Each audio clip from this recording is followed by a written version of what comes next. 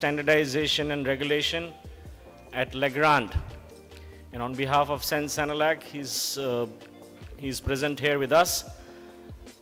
To briefly introduce him, since 2020, Mr. Wim de Kessel has held the position of Vice President Standardization and Regulation at Legrand Group, focusing entirely on national, regional, and international standardization initiative.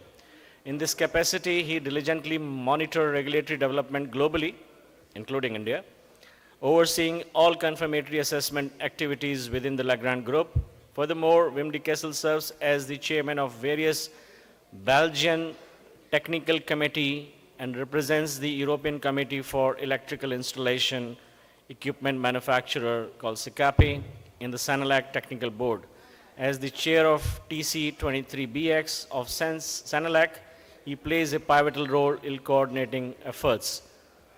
Mr. Wim de Kessel, please take the floor and open the session by inviting other speakers. Thank you. Thank you very much, Dinesh. And thank you very much for being here. I mean, cybersecurity is a very important topic. And therefore, I would like to call upon our experts and first of all, the keynote speaker, Mr. Sri Golok Kumar Simli. So can you please take the chair. And secondly, we have Mr. Ajay Kumar Garg, Director and Head of Digital Tech and Law, Anand Associates. So please come to the front so that we can further start the session closely afterwards. Then the third person I would like to call is Dr. Sriram Biruda Volu. Please join us here on stage. CEO Cybersecurity Center of Excellence. Then we've got Dr. Debabrata Nayak. Please join us on stage for Head of Security of Ericsson. Then Mr. Kiche Butler. Thank you very much for joining us on stage. Scientist C, Deputy Director, BIS. Then Mr. P.K. Singh, Deputy Director General, DOT. Online, so thank you. Mr. Lal Chandran, also online, virtually, very good. Mr. Walter Fumi, who's also going to be online. And Mr. Martin Michelot, which is also going to be online. And Mr. Slawomir Gorniak, Senior Cybersecurity Expert in ENISA, who is also going to be online. So, I propose to first have a few words about data privacy and cybersecurity. So, cybersecurity market in India is poised for expansion, driven by increased mobile device usage, secure authentication practices, and shifts in antivirus software.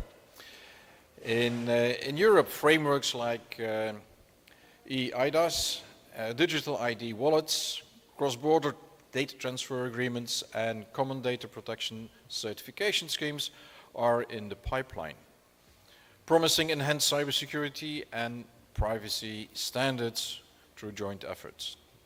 Many important policy initiatives have been taken place both in India and in Europe. So in India, there is the Personal Data Protection Bill. There was also the Digital India Initiative, which covers cyber data protection and online safety. The National Cyber Security Strategy of 2020 and the National Cybersecurity Policy of 2013. On the other hand, in Europe, we have ENISA, who has developed the cybersecurity certification schemes. There's also the Cyber Solidarity Act and the Cyber Resilience Act, and also the NIS2, for organizations, critical organizations, and also the Cybersecurity Act. So a lot of cyber things. India is also at the forefront of groundbreaking research and development in identity verification, showcasing significant strides in various domains. Initiatives such as robust SIM card and seller's ID verification, new digital locker program. The Aadhaar ecosystem has also seen enhancements complemented by initiatives like eKey, infrastructures contributing to comprehensive and secure identity verification landscape. The European Union and EFTA underscores its commitment to secure digital identity. Solutions through strategic frameworks and initiatives. The eIDAS regulation established a robust framework for electronic identification and authentication, emphasizing security, interoperability and reliability. In the realm of the cybersecurity, the EU and EFTA adopts a proactive stance as evidenced by the NIS2 directive, which outlines essential cybersecurity measures. There it also implements consent management frameworks, formulates comprehensive data breach response plans, and adheres to stringent cross-border data transfer standards, reinforcing its commitment to safeguarding digital assets and privacy. Europe and India are also cooperating and collaborating on this very important topic. And there are a few partnerships worth mentioning, such as the EU-EFTA-India Cyber Dialogue of 2015, which fosters cooperation in data protection, cybercrime prevention and critical infrastructure. There are joint working groups supporting these efforts through joint exercises, trainings, programs and information sharing. The EFTA, the EU-EFTA India Joint Declaration promotes shared vision on data protection, cybersecurity standards and trusted digital ecosystem. It also has the ICT standardization collaboration with Indian stakeholders, including the CESAI project, of course, which aligns the privacy and the cybersecurity standards. And then another collaboration is done through the EU-EFTA India Trade and Technology Council, so the TTC, sorry, where also a platform for discussion for trade, technology, cybersecurity, data privacy, and digital economy. And with this as a context, I hope that the interventions today of our esteemed speakers and technocrats will further the impetus required to create synergies between India and the EU and EFTA in the realm of smart cities. So I would like to call upon our first keynote speaker, or the first speaker and keynote speaker, and I just need to change my items. So Mr. Sri Golok Kumar Simli, Principal Advisor and Chief Technology Officer in Ministry of External Affairs. So I suppose everybody has the complete bio. As we are running a bit out of time and we have a lot of people to speak, I would like to call you on stage for the first intervention. Thank you very much and a warm applause. Thank you.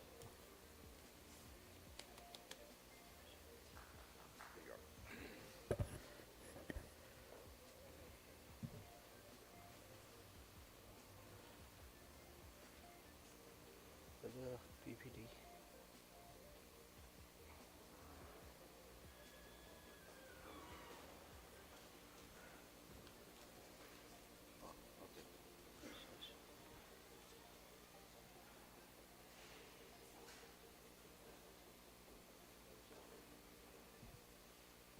Slide.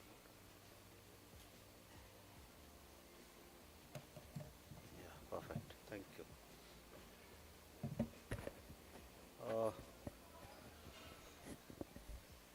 Good afternoon and thank you all of you. Let me at the outset thanks the organizer, especially Bharat Exhibition, Mr. Shashi, Dinesh and team for having me here. and of course, the colleague on my dais. In fact, today we are talking about data privacy, cyber security at a large. But let me take you a little deeper when you talk about data security, cyber privacy, no personal data protection, and so on and so forth. In government, if you ask me, our prime concern is how to deliver services, how to deliver schemes for a larger public good, right? And when I say larger public good, we don't differentiate between a demography, geography, literacy, illiteracy, rural, urban, economic conditions. So we have so many challenges, right? And when you are delivering to the masses at large, looking for a larger public good, one side you have to ensure that the kind of a impact, the kind of a empowerment, the kind of a inclusivity you are looking for. But at the same time, how do you reach them? How do you connect them? How do you deliver them? The only way is, at least what I understand over the last 25, 30 years, the only way possibility is the technology way, digital way, right? And if you go to the digital way, I think no one of us here can say negative, saying that in terms of security, cyber security, data privacy, the challenges are intact. The moment you talk digital, the moment you talk technology, the challenges are imbibed into it, right? And if that is the case, how do you look both sides of the coin? One side, you are trying to deliver something big, transform something big. Let's say, I can quote plethora of examples, right? Whether I talk about passport services, Aadhaar, GST, GST, I mean plethora, railway, income tax, whatever I name it, right? And other side, as I said, you have to take care of your data security, privacy, personal data. Today we have enabled DPDP law, personal data protection law. So how do you balance both the coins? I mean both sides of the coin. That's the challenge. Now, if we move forward, I think the other, if we see all of us, whether I come from government, you come from industry, someone from academia, someone from research institute, or if I see the global scenario also, especially in India, what we are dealing with, or what is the way forward we are looking for. These are the way forward I am looking for, right? $1 trillion of digital economy by 2027, $5 trillion US dollar economy, overall economy by 2030. And how do you measure this achievement? How do you reach there, whether it is 2027 or 2030? The aim is to these 4 or 5 bullets.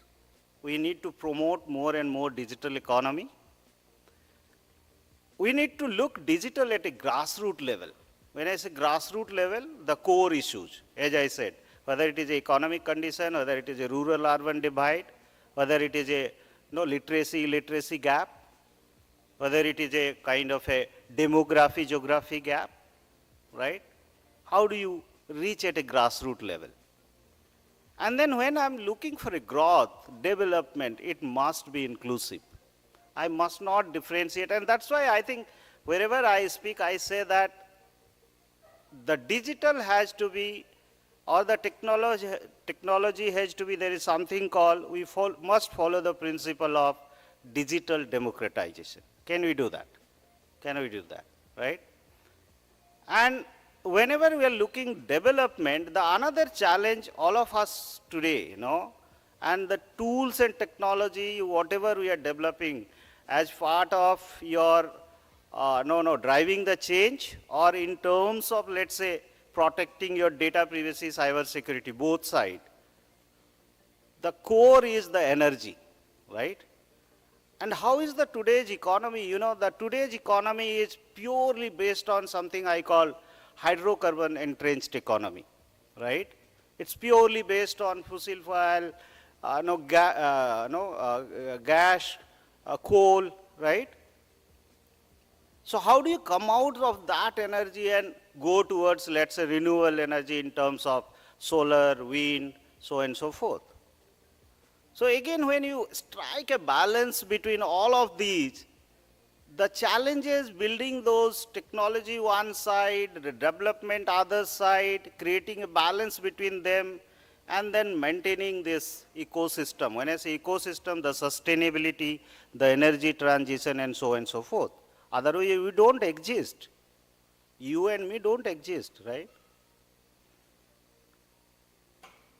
And that is why I think some of the biggest platform what government of India is aiming for to drive this kind of a change, to create a balance, to multiply at a large scale and at a speedy kind of a rate, these are the platform we are trying to unlock, right? And I mean, you can see on the slide, all of these, are already under implementation, some are already being delivered, some are at the stage of implementation. But believe me, these stack, India stack, it's not changing the face of the way we look into digital, but also it is giving an example to the global community saying that how do you look digital when you look for a larger public good or a global good, right? I think this is my favorite slide, and that's what I said that, say that mostly one slide can speak all. And this is my favorite slide. Now, whatever we do, whether, as I said, any of these large transformation, if you see all the middle rows, every one of us, we are trying to achieve this, right? Whether it is process, policy, change management overall, whether it is a secure digital workflow, whether it is anytime, anywhere kind of any device kind of a scenario, mobile first adaptability, everything is on your mobile. Today, I again say that there are two most powerful devices, I feel, Google and mobile, right? If you have these two devices with you, you can have everything sitting here, right? Faceless and cashless kind of a scenario, paperless kind of a scenario, and social media, one of the powerful tools today, right? Now, if I am dealing with all those rows in between, I think I must need to understand those 5 Ws, right? And what are those 5 Ws? If I need to deal with those data security principle, if I need to deal with those data privacy principle, I think I must understand those 5 Ws. And these 5 Ws are nothing but your workload, your workforce, your workflow, that is the application, the workspace, and last but not the least, the web, the most powerful tool, right? And if you can understand these 5 Ws, divide your workload, develop a mechanism to deal with your stakeholder, workforce, data, how do you collect data, how do you harness data, how do you disseminate data, how do you share data, but then we must understand these 5 Ws. And while you understand those 5 Ws, I think data is the crux. Data is at the core, right? What all we are talking about today about data security, privacy, cyber security, it's all about data, right? And if I need to understand data vis-a-vis those 5 W principle, then I must map those 5 V's of data into those 5 W's. How is those 5 V's? Volume, velocity, veracity, variety, how they are hitting towards those 5 W's. Can I really map that? Can I visualize? Can I make an observability out of it? And believe me, whatever program I am doing, at least I can visualize. And believe also, let me also say that if I can make a kind of a assured level of cyber security and privacy because I can understand those 5 V's mapped into those 5 W's, and then I can definitely drive those 4 S I'm looking. What are those 4 S I'm looking in terms of speed, scale, security, and sustainability, right? So that is why I'm saying this slide tells everything. This is the crux of every transformation. Whether I am doing passport, someone is doing GST, railway, whatever I talk about, you can map it everywhere, right? But then, can you take a holistic view? The problem we do is, you look sometime to a consultant, sometime towards an agency, sometime a kind of a silo approach. That doesn't work. That absolutely doesn't work, right? And then once you define that slide, I think then you go to your digital landscape. You can achieve this, what I am saying here, the second slide. The another very important, I think, the experience is that how do you sustain over a time? Is that government alone can I deliver? Is that industry, you alone can create such kind of a footprint which I am looking for? Or a academia or a research institute can create that kind of a footprint what we all are looking for? No, absolutely not. We need to collaborate, right? We need to drive business model, we have to innovate business model where every one of us, each of a stakeholder has a win-win scenario. Everyone can have a say out of it. Can we do that?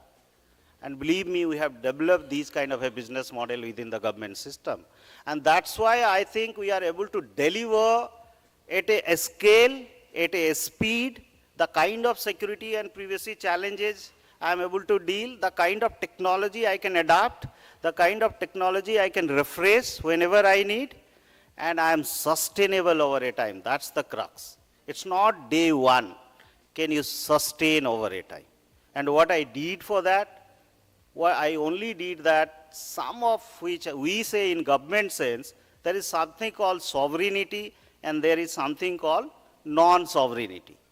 I only did that, I segregated the sovereign portion from the non-sovereign portion, drive the business model so that the industry is participating into this game, this transformation, and the sovereign, I mean the lower three row, or I'll say lower three row, right from day one, I am owning the program, right from day one, the entire regulatory under control are with us, entire management control is with us.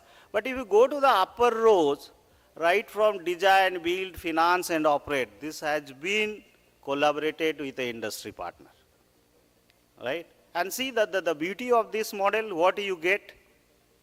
The beauty of this model is you get all of these, right? I do not need any budget from government. I am self-sustainable, right?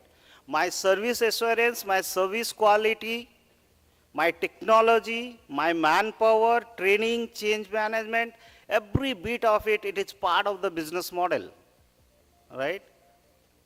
So can we develop such kind of a business model? Can we innovate? I'm not saying at all saying that this is the only model, but this is one of. This is one of. This is another my favorite slide. We are talking about data security, privacy, so and so forth. But to do that, I must understand the principle of something called data governance. And to understand the principle of data governance, I also must understand the insights of those data points, right? And to understand, to analyze, to go into those insights, I think today the technology, the emerging technologies are helping us like anything. These are creating opportunities for us, whether it is AI, ML, whether it is bot, whether it is cloud as a platform, whether it is big data as a platform. But the only problem is how do you leverage this emerging technology unless you have those data governance principles, unless you are ready to understand those insights. And once you do that, then do not forget something I call rules of engagement, right? And what are those rules of engagement? The rules of engagement are nothing but your compliances, processes, regulation and acts, and the law of the land. Today, for an example, we have enabled DPDP Act, right? This is one of the slide, I mean, how do you move to a cashless kind of environment? Uh, One of the example just I have taken saying that when you benchmark something, some transformation, how do you benchmark? You would only able to benchmark this provided, as I said, if you start looking holistically, if you take a holistic approach in terms of a process, policies, data, no people, stakeholders, and then probably this benchmark you can set, which I am setting for, right? And believe me, this is not I am saying, this is my citizens are saying, right? Some of more feedback. I am continuously moving towards a next level of transformation where I'll be doing a lot of other things, and that's why I say that this is always a continuous journey. So thank you once again, Bharat Exhibition for and all the organizers for having me here. Thank you.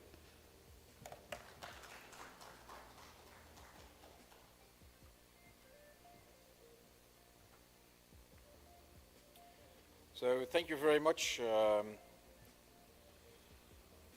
Mr. Sri Sholak Kumar Simli, for your well understood explanation. Now, I would like to propose to first go to the people online, and then I'll come back to the people on stage, so that we have a complete overview. Knowing that time is limited, again, I will start with the first person online. I hope Mr. Lal Chandra, the CEO iGrant.io, is joining online. So can we hear you?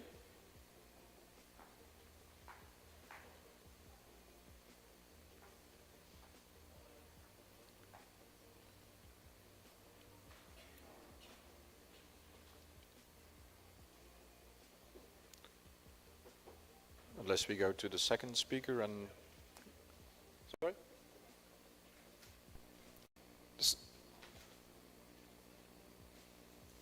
Mr. Walter Fumi?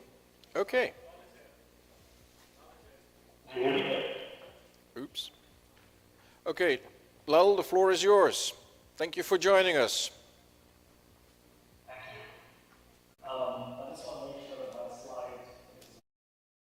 That has been streamed.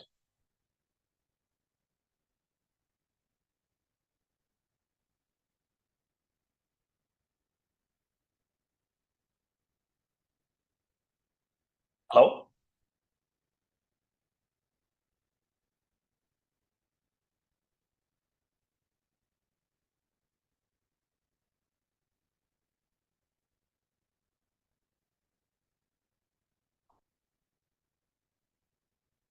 Is my slides being streamed, or do you want me to stream the slides?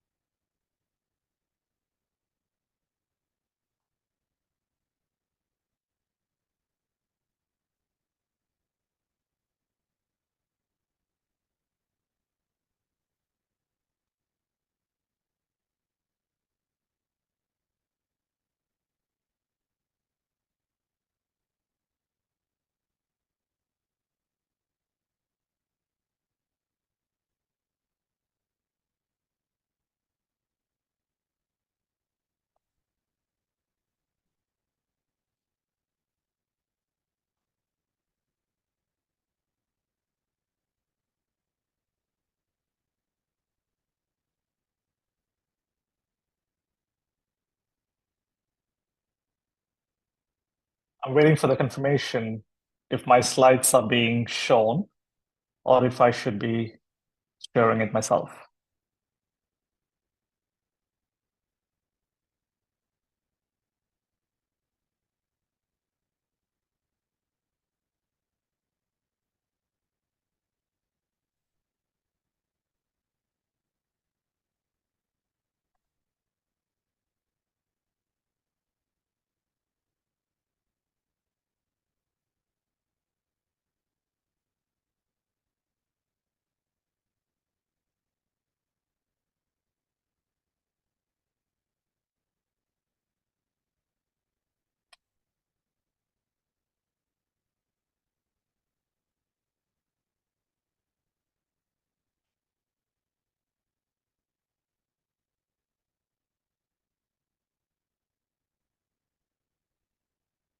If you're able to hear me, I'm waiting for the slides to be streamed, or I'm happy to share it myself as well.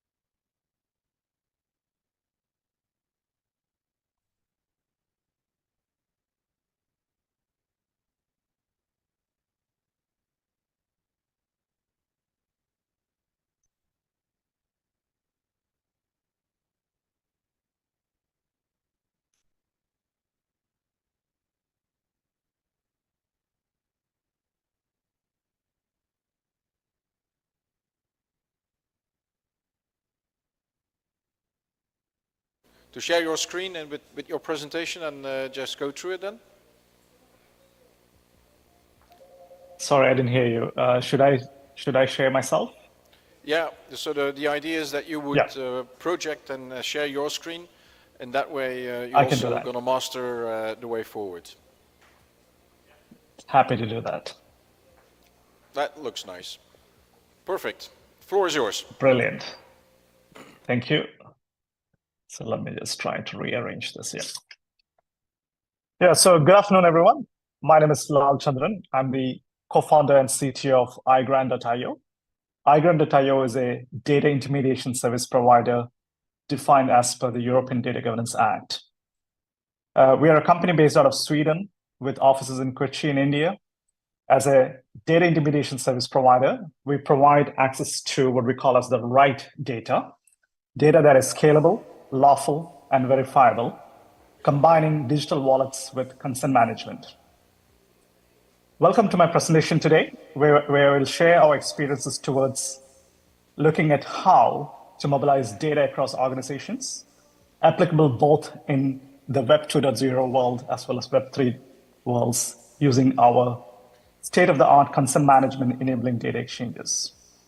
In this presentation, I will particularly focus on consent management framework that we have developed using a data exchange agreement suite, and how we realize it in practice is what I'm going to explain. Traditionally, if you look at how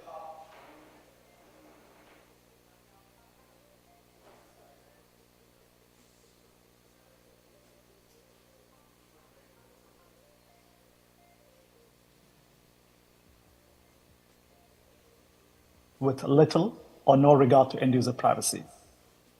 These companies capitalize on unclear data regulations existed then to acquire massive amounts of data, or big data, about customers' behaviors and profiles to provide advanced personalized services.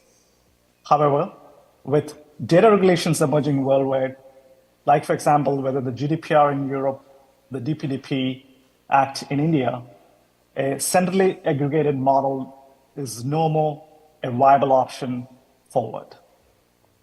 So in order to mobilize data and continue with their digitalization investments, in our mind, there are three key challenges organizations need to address. These challenges are, number one, as you can see on the screen, lawfulness. Then every organization has to ensure that whatever data they are processing is as per the law of the land. Second, they need to ensure that they need to address the concerns that has been traditionally there with the use of data, where there is no misuse and the information about the data processing is transparent to the end users. We also believe that there is certain amount of auditability required going forward. The third aspect is essentially about ensuring that the citizens are in control over data, for example, with the use of a good tooling. And today, lack of such tooling makes these processes extremely cumbersome. So these are the major challenges: lawfulness, data misuse challenges, and effectively creating a consent solution that ensures transparency and auditability to every parties concerned. So based on our research that we have carried out for the last 6 to 7 years, talking to experts all over the world, we came to this conclusion.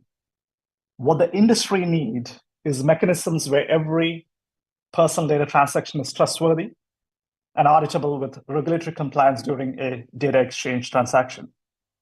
So when you look at a personal data transaction, we see 3 essential actors involved. The organization themselves. Organizations could be organizations that are consuming data or exposing data, individuals and auditors. For organizations, they need to be able to prove their legitimate rights in the use of personal data in every data transaction. If there's any kind of audit, they have to be able to show it. Any kind of request coming from users, they need to be able to prove how they are processing the data from a legal perspective, for example. From an individual point of view, individuals need to be in control of the data and know how it's being consumed by organization. I often say this is very much similar to a banking transaction. We would like to be in charge of how we manage our finances. Similarly, we would like to be in charge when how we manage the data. Last but not the least is the auditors, where they're able to independently get end-to-end insight for any data transaction. This slide illustrates a typical data exchange landscape and showcases how a data intermediation service provider such as the iGrant.io, as defined by the EU Data Governance Act, helps organizations across access and share personal data. Here, iGrant.io provides consented data exchange and verification services. It guarantees control access based on individual consent to use their data. In the figure, for example, the organization that is the data source and the data using service can exchange data if the individual consents and agrees, and every personal data transaction is digitally signed cryptographically and can be proved and audited at any given point of time. Here, the data intermediation service provider facilitates the data exchange transaction without touching any data. So it acts purely as a mediator, and the actual data is entirely exchange between the data source and the data using service directly using what we call as a consent tokens. So in a typical data exchange ecosystem I presented earlier, it requires various kinds of agreements. These agreements are formulated based on the relationships and roles between the parties involved, that is the individual organizations and auditors. So between the individual and organization, there is something called the personal agreement. And between the organizations, it's called data disclosure agreement. So this is the data agreement that the individual signs. And this data agreement suite is based on certain standards, certain key drivers. So it could be based on the law of the land, for example, the GDPR. This could be based on social and ethical norms such as the My Data Principle, FAIR Principle, Trust Framework, or it could be based on standards and architectures. So this key driver is very much derived from, if you're familiar with the Code of Law, Lessig's law of regulating the internet, essentially. So every company that wants to process the data, we have formulated a data agreement workflow where every company is defining and preparing a data agreement with regard to their processing of the data. These data agreement will have clear purpose. They may be based on a specific lawful basis, consent being one of them. And once they formulate and prepare, they can push these to individuals who can sign the agreement. And at any given point of time, this agreement could be used by auditor or internal processes. For example, a machine learning algorithm could very much be looking at these consent records before deciding to process certain data for example, for mass aggregation and analytics. So to summarize what we have been doing in the space, iGrant.io's solution is based on what we call as data agreement standards, and we enable access to right data in terms of lawfulness, scalability, and verifiability, where individuals stay in control over their data. Our data agreement suite is based on ISO standards, the ISO 27560, which we have been very much being part of. From a reference point of view and from contribution point of view, our data exchange agreement suite is recognized as a digital public good It is also being taken up as an implementation by GovStack. So for those of you who are working with IndiaStack, for example, would be familiar with GovStack. It's a it's a United Nations initiative led by ITU. We are the one who is implementing and helping the GovStack to realize the specification as that has been laid out with regard to public sector usage of consent management. We as a company are also have implemented digital wallet implementations catering to the large-scale pilots that are happening as we speak within Europe that to enable cross-border data exchange using Web3 technologies primarily. We are also working tremendously in the health space, establishing what we call as the European data space with multiple regions in this part of the world between Norway, Sweden, and Finland. To enable seamless cross-border health data exchange where citizens can pretty much get their care regardless of where they are. They're able to carry the data in this kind of wallet technologies and share it with ease without having to go through a traditional, say, API-centric model. All our work is very much open, out there in the open, based on open standards, based on specifications that are open. In certain situations where, such as, for example, the data agreements, we have ourselves specified it and published as white paper. So for those of you who are really, from an academic point of view, is also able to download a white paper that is available in IEEE. And all our implementations are, as I said, is also very much based on open standards and technologies. And that's very much my presentation for today. Feel free to contact us for any further details. We are based out of Sweden and India, and with expertise in business technology and legal aspect to construct a scalable, verifiable, cross-border data exchange infrastructure with consents built in with every data transaction. Thank you all for your time, and thanks for listening.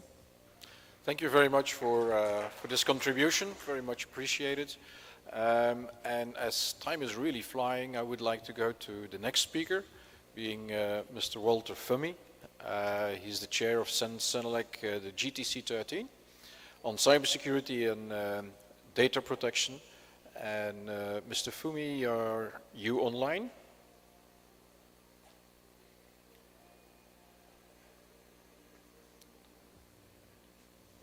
Mr. Fummi, are you online?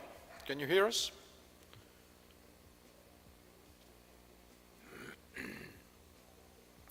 Problem, time is running. Recording in progress. Mr. Fummi?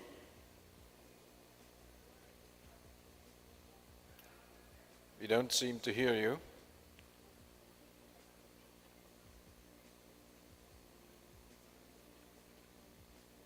I'm looking at the technical staff to get some. Sure.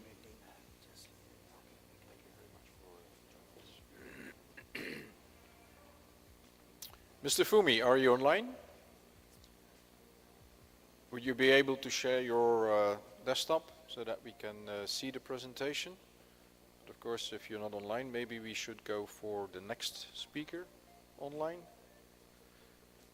Do we have Mr. Martin Michaud? Michelot, sorry.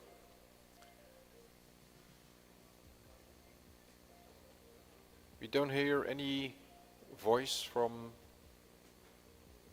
the net.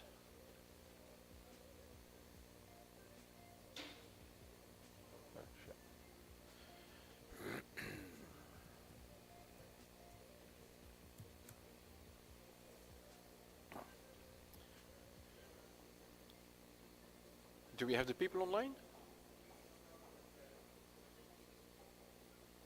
Sorry?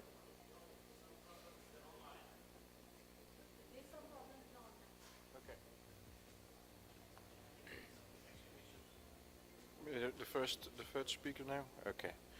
Good. So we have some issues online. So may I invite Mr. Ajay Kumar Garg to the place here for starting your speech. I have to I'm very sorry to have to say you've got less than 10 minutes, so be my guest.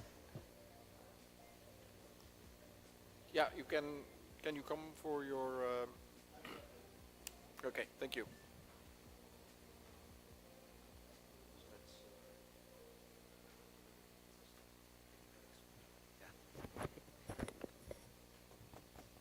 Yeah. Thank you. Good afternoon, friends. Good afternoon to the European Conference on Standards and Emerging Tech, and thank you for inviting me. So in spite of all the progress and all the great work on digital we talk about, we still lack the capability of connecting seamlessly. So there are challenges. The cyber is still a challenge, and that's why all these conferences are about, that we as experts need to solve that. How do we solve? The BFI was here, the network and all. So let's leave aside all this. You must have heard a lot about GDPR, what are the nuances of the GDPR, how matured is GDPR implementation in Europe.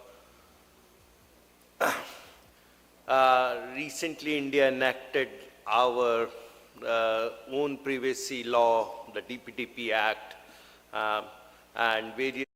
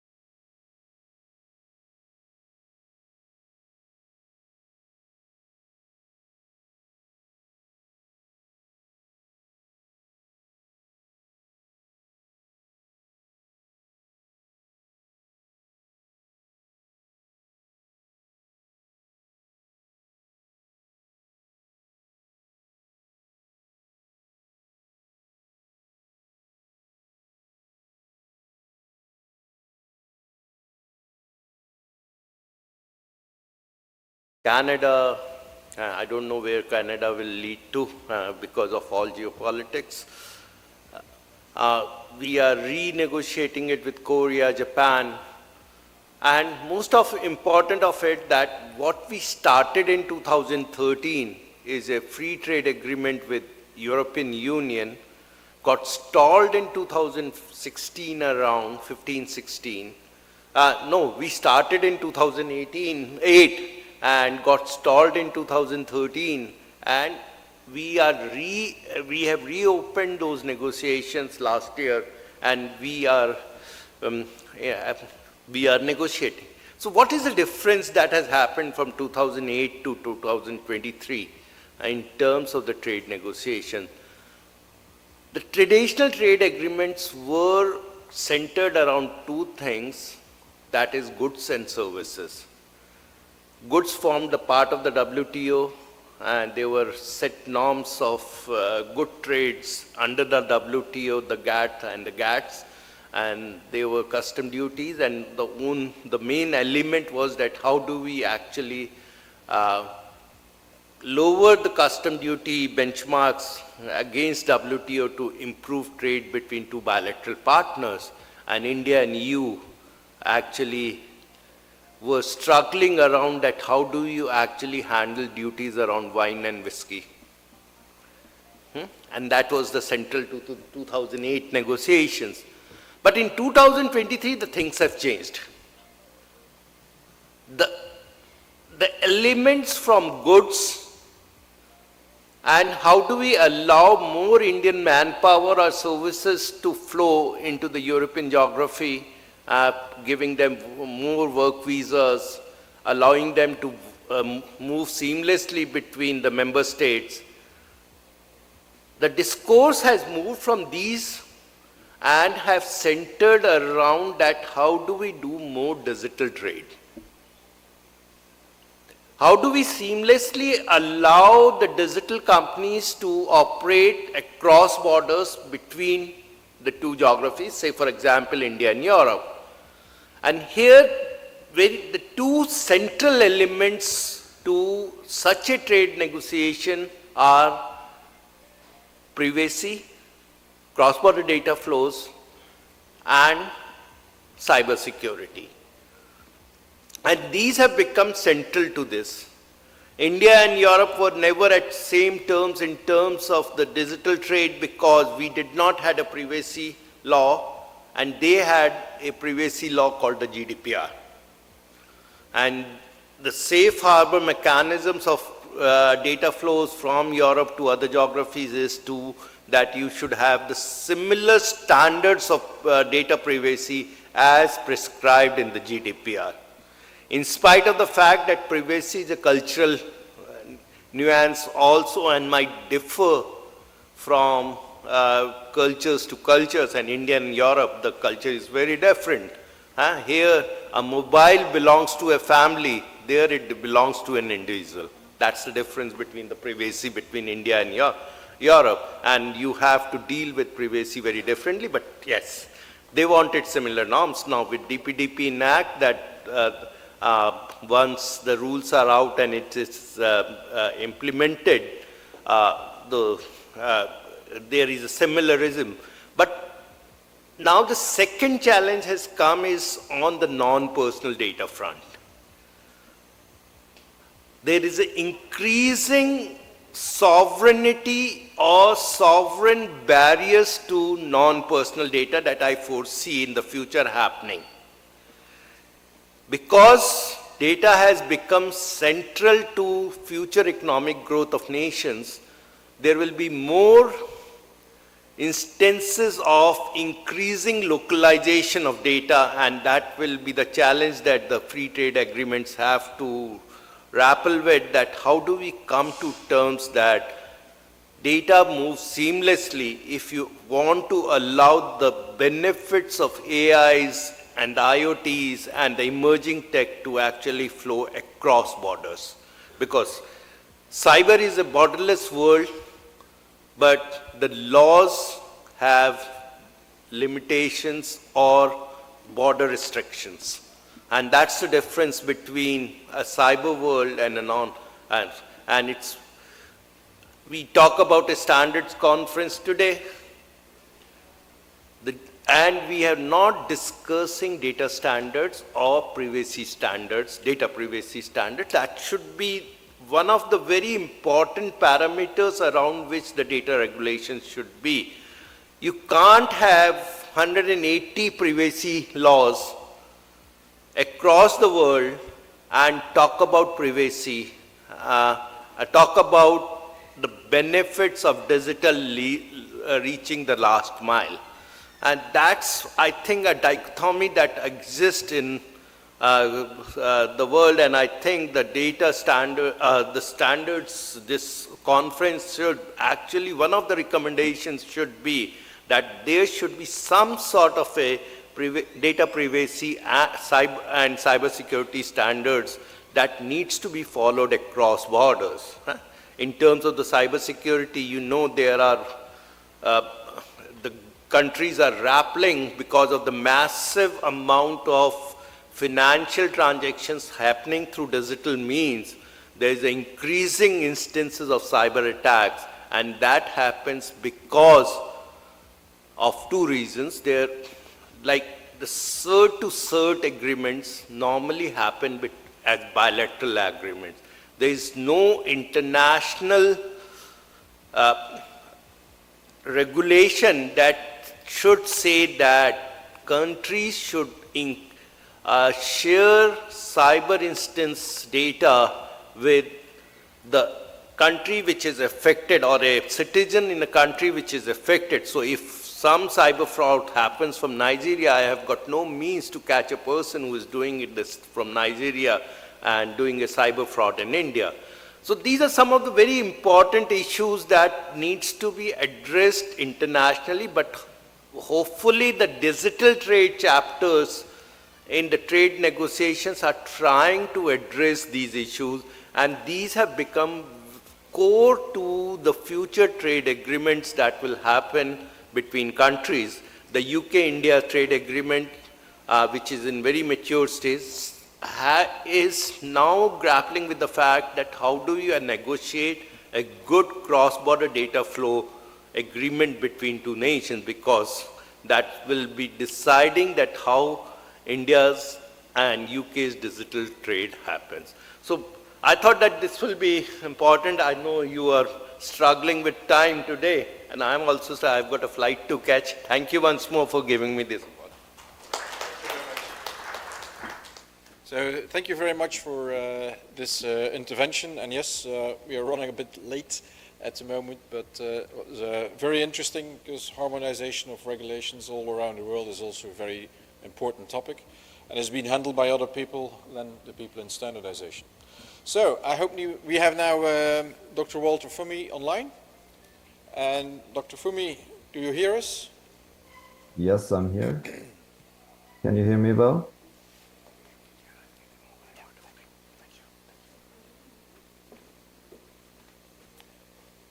Mr. Fummi? Dr. Fummi? Yes, I'm here. I hope you can hear me.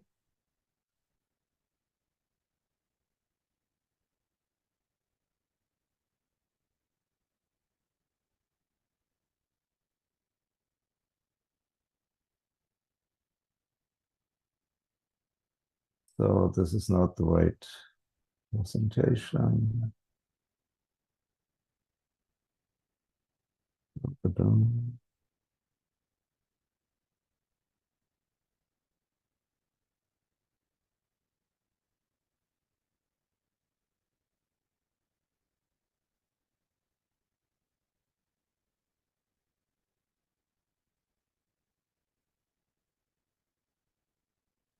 Well, I hope you can hear me well.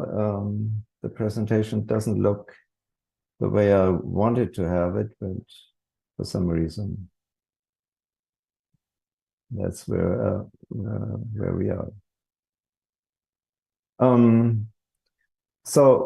Thank you very much for the opportunity to present at this conference. I'd like to use my 8 or so minutes to give a brief introduction to my committee, JDC 13, its program of work, and its role in supporting European cybersecurity regulation. Dr. Fummi, can you please... Yes, please.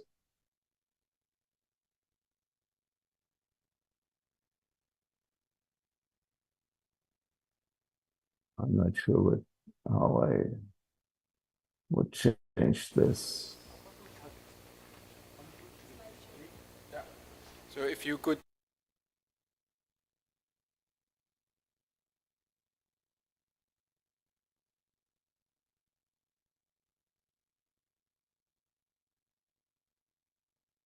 So I'm wondering what this is, the screen we have.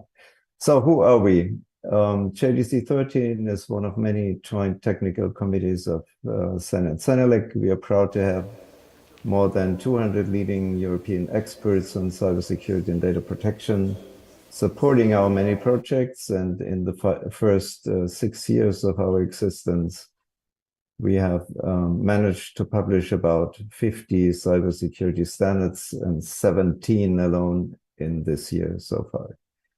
Our plenary typically meets 3 times a year, and secretariat support is provided by DIN in Germany, and that's also where I'm sitting at the moment because internet connection at my home broke down totally Dr. Fummi? for a couple of days now, and they are giving me Dr. asylum. Fummi, sorry, So what's our area of work? JDC 13 focuses on the development of horizontal standards in the field of cybersecurity and data protection for use by vertical application domains. And as always, exceptions may apply. In all cases, our work is driven by European market needs. And our key areas of work include security requirements, services, techniques, and guidelines, security management systems, frameworks, methodologies, also data protection and privacy, and assessment and evaluation. The new kid on the block is a working group on cryptography we just established a couple of weeks from now. Development of standards can either happen via the identification and adoption of documents published elsewhere, for example, by ISO IEC JDC1, in particular SE27 there, also by other SDOs, by international bodies and or industrial fora. Or the second stream, development of standards, can also mean that we're developing specific sense-analytic publications. Now this shows how our work is organized. There's one advisory group, and currently we have 7 working groups dealing with different sub-areas, with working group 10 on cryptography being the latest addition, as mentioned before. And working group 8 and 9 are dedicated to support specific European regulations, namely the Radio Equipment Directive and the pretty new Cyber Resilience Act.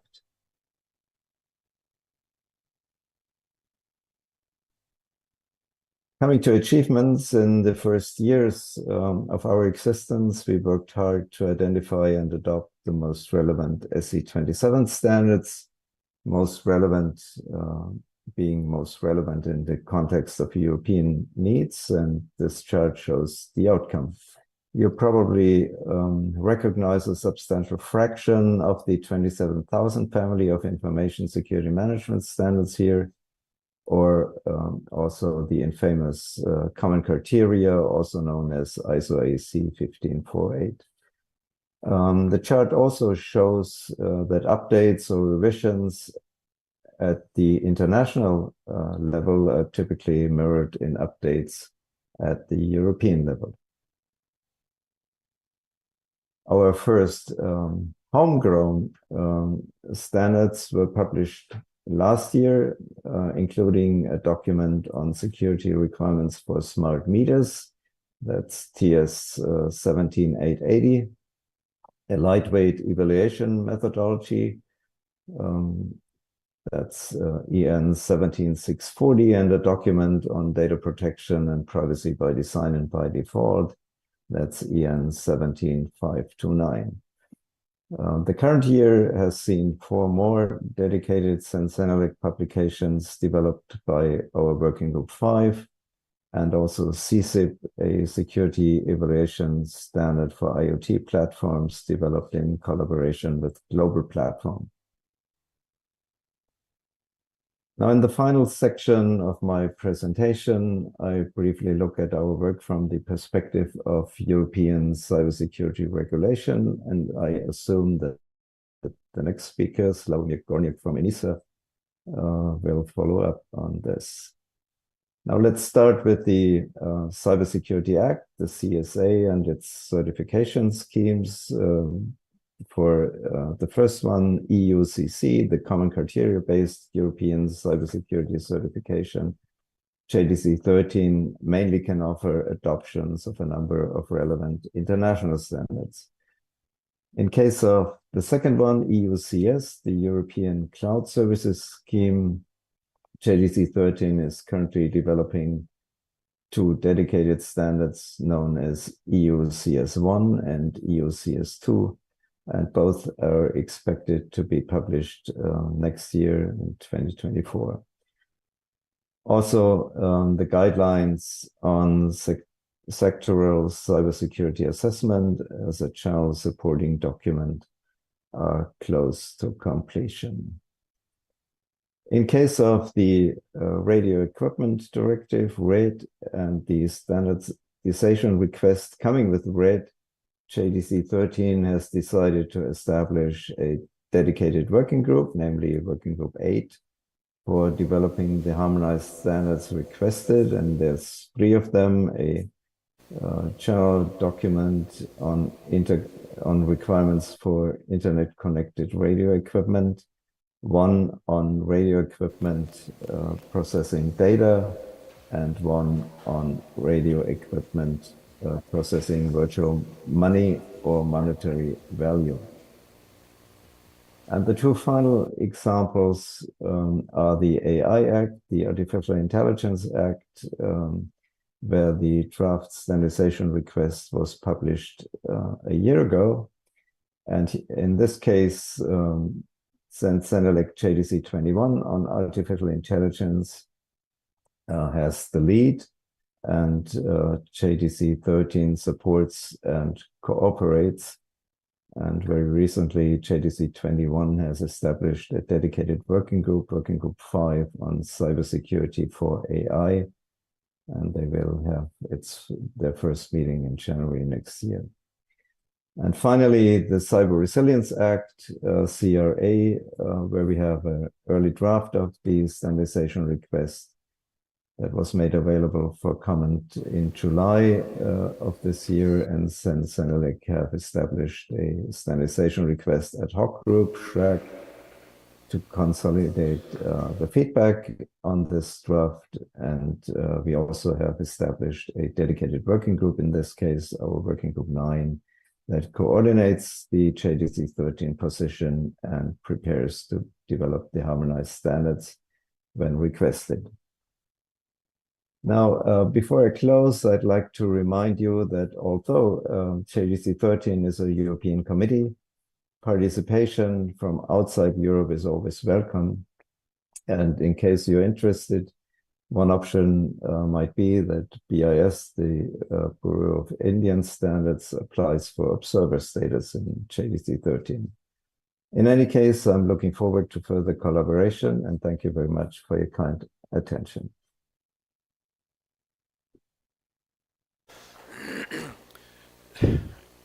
Very important job.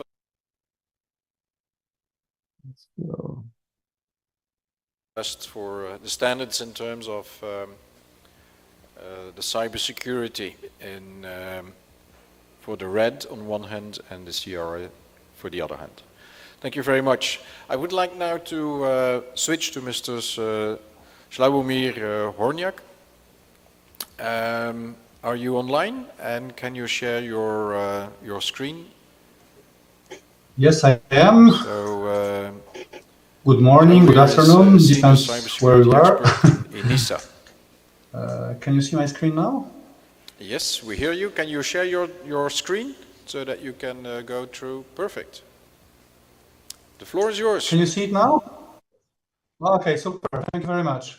So, again, good morning or good afternoon, whenever we are. My name is Slawomir Horniak. I work at ENISA, EU Agency for Cybersecurity. And just as a follow-up of what Walter Fume was just talking about a moment ago, I just wanted to walk you a little bit through the EU cybersecurity legislation and actually what the standards do for this legislation. And actually, well, the landscape of this is very wide. On this slide, I don't know because what I'm seeing now, yes, okay, it works. So this is actually the slide where I could actually spend all these 10 minutes that is allocated to my speech, because basically this is the cybersecurity landscape of all the EU legislation till now. So basically, when my agency was created in 2004, there was nothing here, and we started having slowly different legal acts that were touching upon cybersecurity. Of course, we have in Europe, well, we started by some, let's say, additional to cybersecurity matters like General Data Protection Regulation, which is not cybersecurity oriented per se, but it was a horizontal base for whatever was happening afterwards. The first real act really devoted, concentrated to cybersecurity was the Network and Information Security Directive, which actually is now at its second version. And actually there we started having, well, maybe an avalanche is not a good word, but proliferation of various activities in legislation aiming towards achieving a common flat, let's say, field for cybersecurity legislation. I will go through this. Excuse me. Okay, never mind. I will go through all these, some of these legal acts that are the most important in a moment, just to show you a little bit where we are at this moment. So basically, we have a plethora of standardization bodies. And for your knowledge, the EU, European Union, recognizes only 6 of them as let's say, acknowledged standardization bodies that provide standards that can be referenced, for example, in European laws, which is on international ground. It's ISO, IEC, and ITU. On European ground, it's the mirrors, so CEN and CENELEC, and ETSI. So the technical specifications provided by these organizations are considered full-fledged standards and can be referenced in the European law, while we have a lot of other entities providing very good technical specifications, which are not considered standards per se from the point of view of European Union. Still, they can be the base of legal acts in case the real standards are missing. So going through the various legal acts that actually are in place, I mentioned the EU Cybersecurity Act that is in force for a couple of years already. This name comes from 2 main areas that this act is covering. That was the first really cybersecurity related regulation.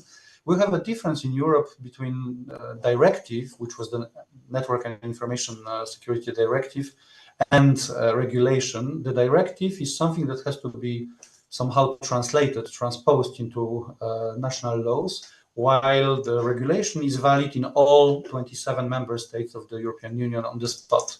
So the EU Cybersecurity Act was the first act, the first regulation that was valid everywhere on the spot, and basically it consists in 2 parts. So first of all, it sets up ENISA, so the agency where I work for, as a permanent EU agency for cybersecurity with a permanent mandate and strengthened tasks. What it does, actually, what is really important for other legal acts, it sets up the cybersecurity certification framework. This framework is something that is referenced in many legal acts that actually followed afterwards. As said, we have now this situation where a lot of different cybersecurity related acts are popping up, and actually quite a lot of them mention this cybersecurity certification as the requirement for achieving compliance with certain requirements of these acts. So when it comes to the fulfillment of this certification framework, we are working now, as Walter mentioned a moment ago, actually on 3 different schemes. EUCC, so it's a horizontal ICT product scheme based on common criteria, which actually now is almost ready to be published. We are just waiting for the last political agreement on this scheme, because basically all these certification schemes will become a kind of European law when they are adopted. So basically they will be published in the European Journal of Laws, and they will become de facto laws.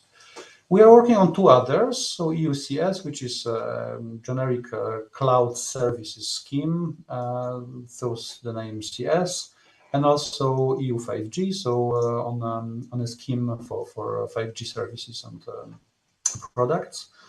We have received a request from support from the European Commission, which is our umbrella organization, for starting the work on so-called European Digital Identity Wallet, which will be connected to the eIDAS regulation that I will speak in a moment about it, and also for the Cyber Resilience Act, which is another act that will cover really all digital products available for sale in Europe.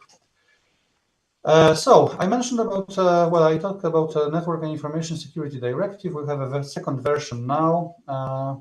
I will go quite quickly through these slides because basically, we can read about you can read them afterwards. But What the second version of this directive stipulates is basically there are new sectors covered. This is a directive that is basically concerns digital services providers and also operators of essential services. So something that was called in the past CIIP, critical infrastructure protection, and so on. So basically, we have here certain requirements for these operators and for these providers of services.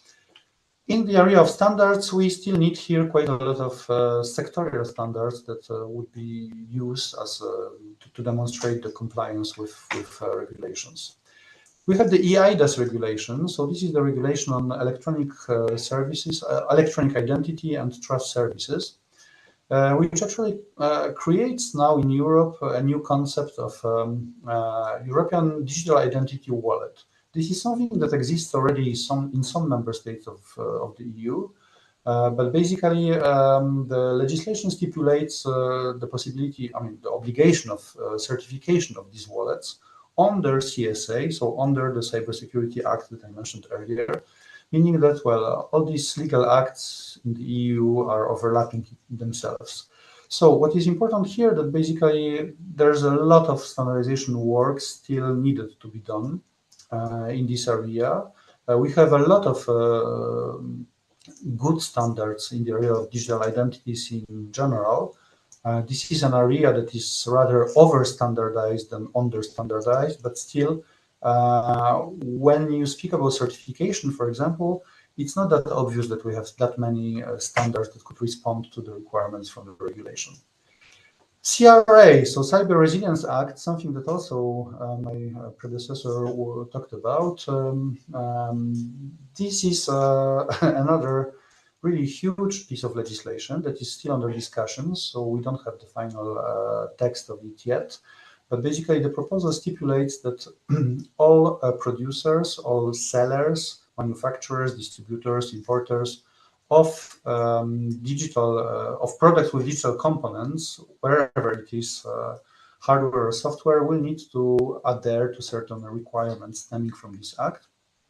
And here, the problem is that all these requirements stemming from this act have to be translated into standards. So basically, ENISA, so my agency, together with European Commission, Joint Research Center, we have proceeded with the first mapping of requirements to existing standards, European and international. We have assessed 1,600 standards almost, and well, the situation is that we have quite a good base for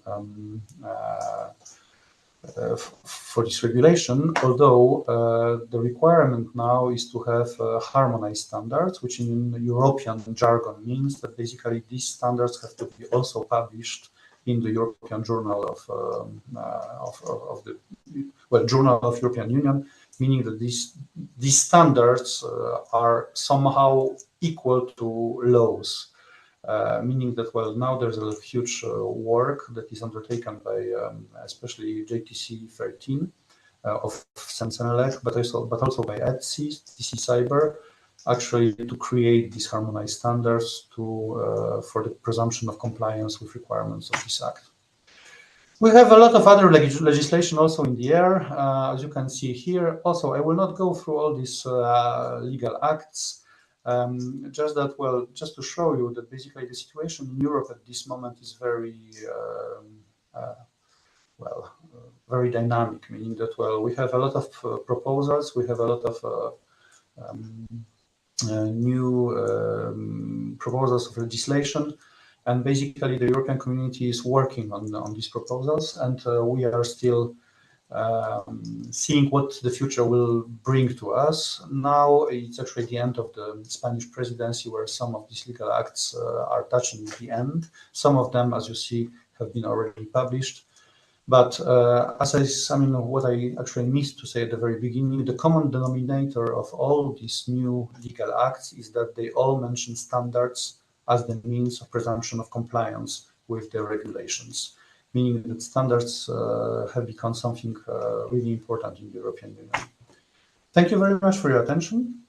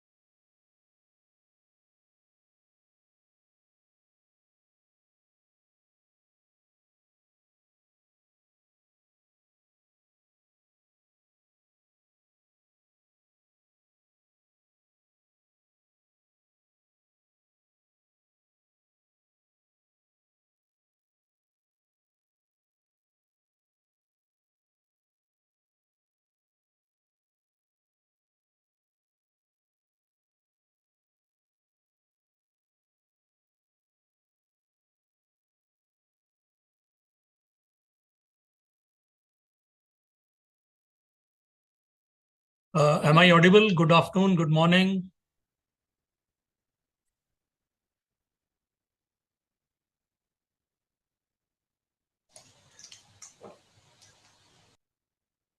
Hello, am I audible to all?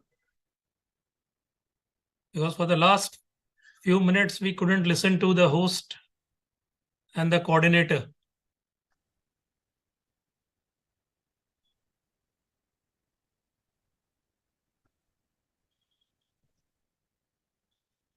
We can hear you, but online at least. But we don't have any feedback from the room. Okay. And I can also see that we're going to time out in about 2 minutes. Yeah. So should I continue or should I wait?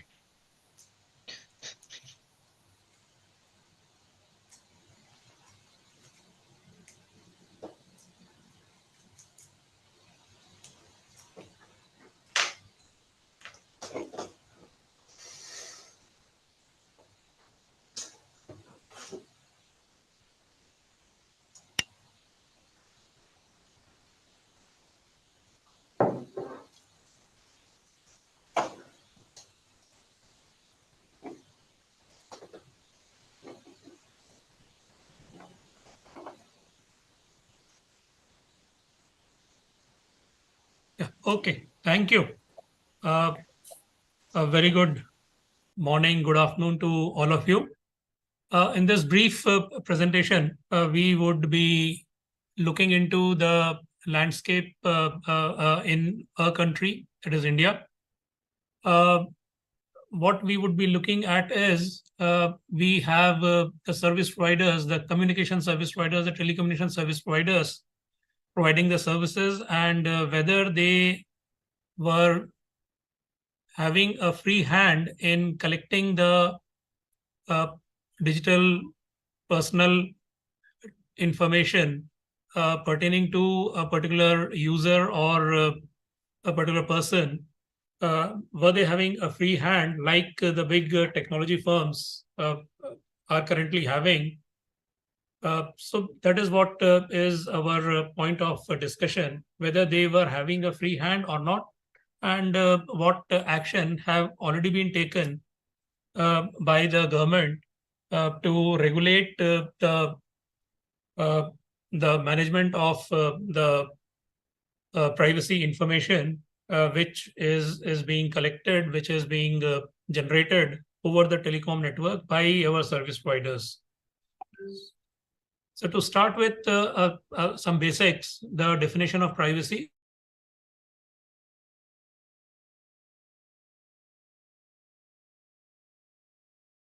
Have the so-called strategic advisory body on environment in Sen and Senelec SABE. Since quite some years, it goes back to the late 90s.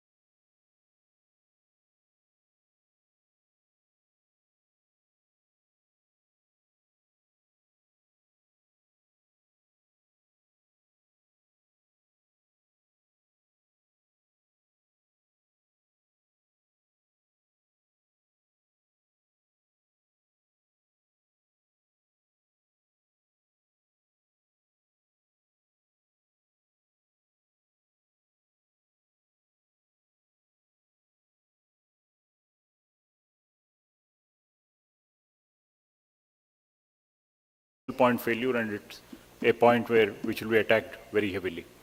The second one is the applications, plethora of applications, both mobile as well as what you call on all other devices. So that is another area. With its APIs and everything, that's another area that will be attacked. And mobile itself. So while things are centralized, they're also distributed in the sense there is no perimeter to the whole organization. It is work from anywhere. You saw the pandemic, it's work from home, anywhere, and plethora of devices. And AI is a big game changer because AI is going to crunch data like never before, and it's going to give insights. By AI, I meant, of course, I should have added the normal data analytics and all that. Also, for example, let's say the state wants to really improve its economy. What it can do is it can take data which is from credit cards and so on and see what is being spent on, let's say, the tourism department, or what are all the spends. And based on that, it can draw patterns and then target specific areas and improve the tourism also. I'm just throwing an example here. Okay, IoT. Obviously, with the advent of 5G, 6G and all this, you're going to have an explosion of devices. And then that's going to cause a lot of data explosion. So in that manner, that is also an area of concern. And of course, the last one I would mention is legacy. Simply because it's like a long snake in which the head is in the latest decade, the tail is in 3 decades or 4 decades old, where it is there. And you need to integrate this, and this is going to cause a plethora of problems. So the other thing from a business point of view, it leads to, and this is something food for thought when you are setting standards, is that microservices are going to increase. It is a long tail. Large number of products are being sold at low volumes. That's the reason why all these microservices and all are being fostered. And then the small number, 20% small products, the large volumes of the 20% small products, large volumes of sale, and 80% large number of products sold at low volume. The long tail is going to increase. And that is going to increase the complexity, because of which your IT and all the systems that are being built are going to improve. Accordingly, standards need to cater to all this. That is the reason why we should encourage or foster those technologies which can cater to all this scaling up and all. That's why the focus will be on MSMEs and many other areas also, in which they can grow and thrive. So key drivers for standardizations and collaboration, standards and collaboration. One is business. So just as I thought that instead of repeating what the other esteemed speakers have been telling, and also like rattling off a bunch of standards in the limited 10 minutes that I have, I would like to look at the key drivers for standards. One is business, which is innovation, the long tail, microservices, entrepreneurship, startups and collaboration. Now, innovation and entrepreneurship are two entirely separate things. Okay, though we mention them in the same breath. A tea shop vendor is an entrepreneur, but he's not an innovator because he's repeating the same thing over and over again, right? In startups, you need both entrepreneurship and innovation. So these have to go hand in hand. And our standardization have to cater to these so that they can all work seamlessly and flexibility together on platforms and through interfaces so that it grows. The value proposition will really increase. Otherwise, they're all fragmented, they're disjointed, they're commercial proprietary interfaces and so on. Then technology and automation, it's a very well-known thing. Emerging, incumbent and legacy. The emerging ones, the existing ones and the legacy ones. All three need to work together. And then of course the R&D and IPR, how the whole thing goes along with it, the patenting and all. Then next is standards and industry frameworks, which are there, we very well know, right from ENISA, ETSI, ISO, NIST, and so on, and our own standards, BIS, so on. So data, analytics, AI, ML, cybersecurity, and data protection is a real boom in data. And of course, talent pool, that's going to drive, which is what is a hot topic, that where do we find the people from to do all these things that we need.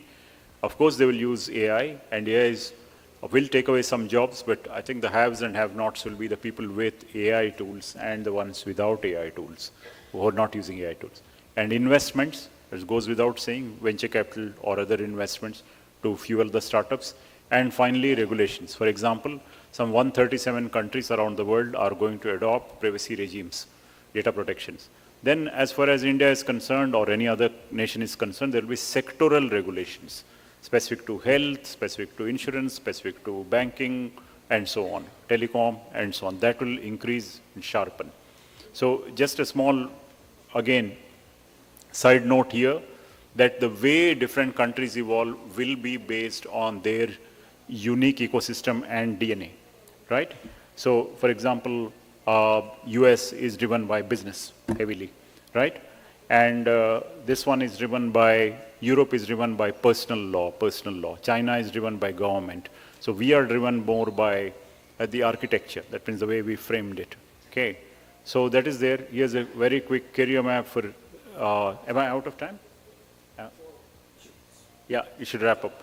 So there are going to be these data privacy job roles that are coming up, and DSCI, Data Security Council of India, has its own privacy framework that's very, very interesting. So we have different aspects of the frameworks. It's a 3-day workshop. I'd highly encourage you to look at it, the framework which is there. And AI, just a quick note that how attacks on AI systems happen, you need to take these into account while framing the new laws, new regulations. Okay, I'll just focus on this one thing like cloud, why security is important there, and the challenges that happen. And for people who think that it is the same clunky one thing, that it's a very standard thing, no.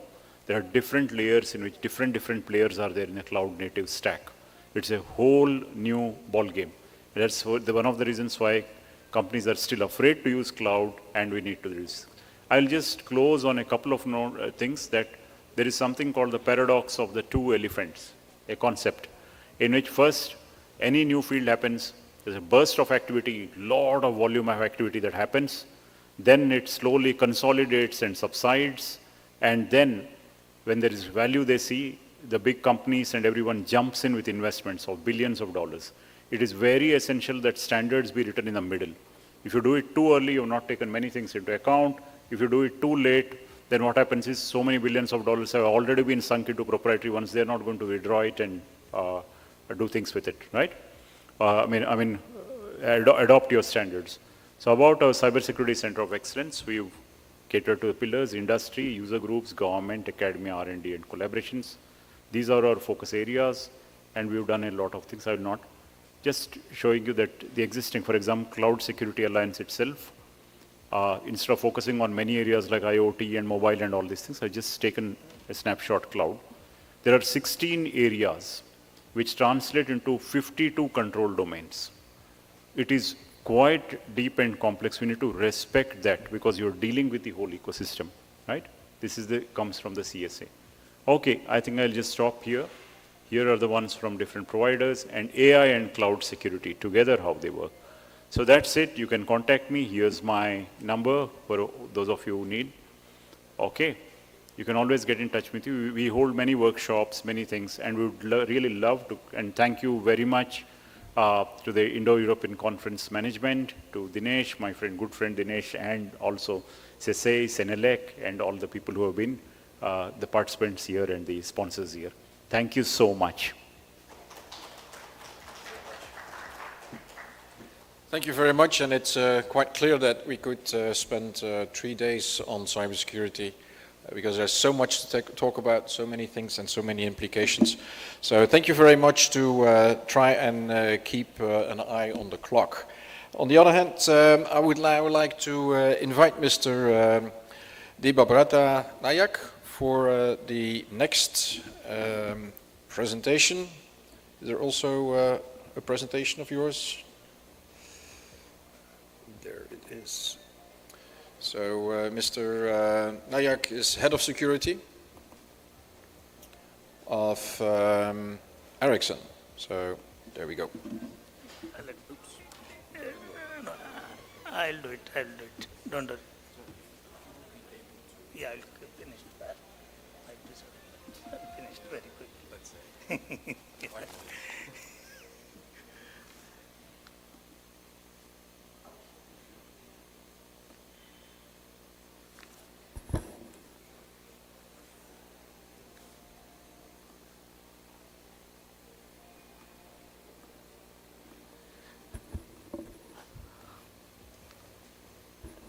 Good afternoon, everybody.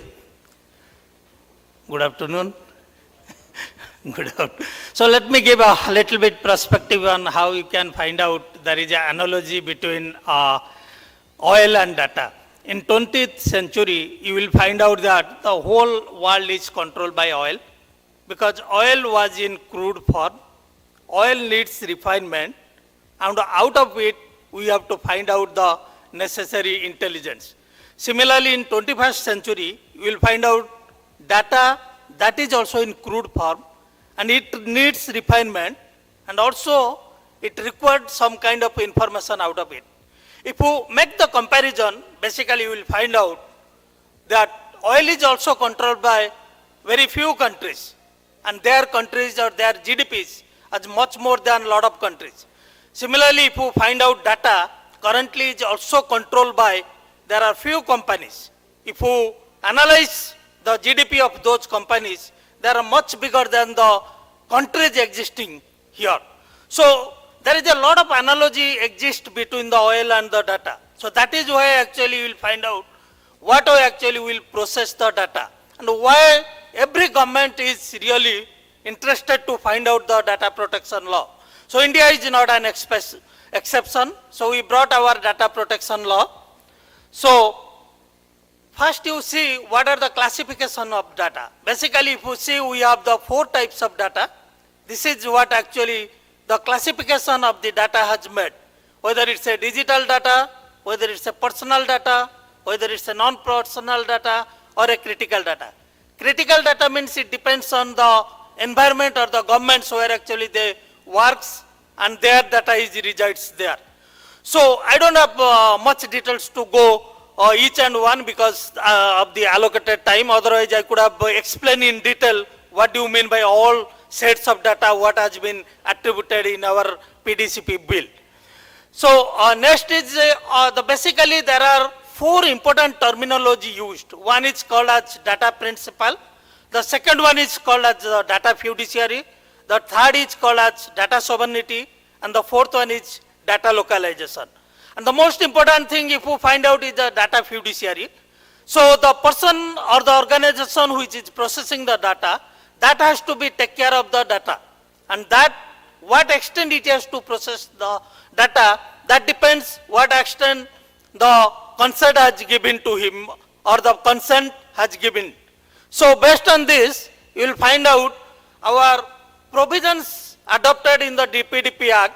I have written very clearly here 9 provisions are adopted in the DPDP Act. So these provisions are very much essential. One is the applicability, the consent means when you are utilizing the data, you have to take the consent. When you take the consent, then if the consent, we need a consent manager also. Based on this, the consent manager, you have to control the amount of data. If the data is not used, sometimes if they require, then you have to say, okay, hey, I am not using your data. I have to return whatever extent I have utilized the data. So these are not a old-fashioned methodology or the law has been drafted in terms of technology changes. These are the new things which have been drafted in our law, which is very good.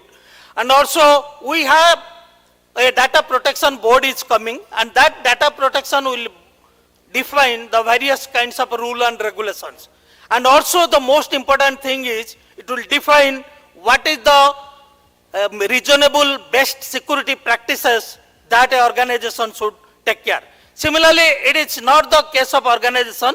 You will find out basically there are lot of people those are given, so suppose in the name of principals, those are taking the data, they have also obligations. If I am not following the obligations, I am liable to penalty.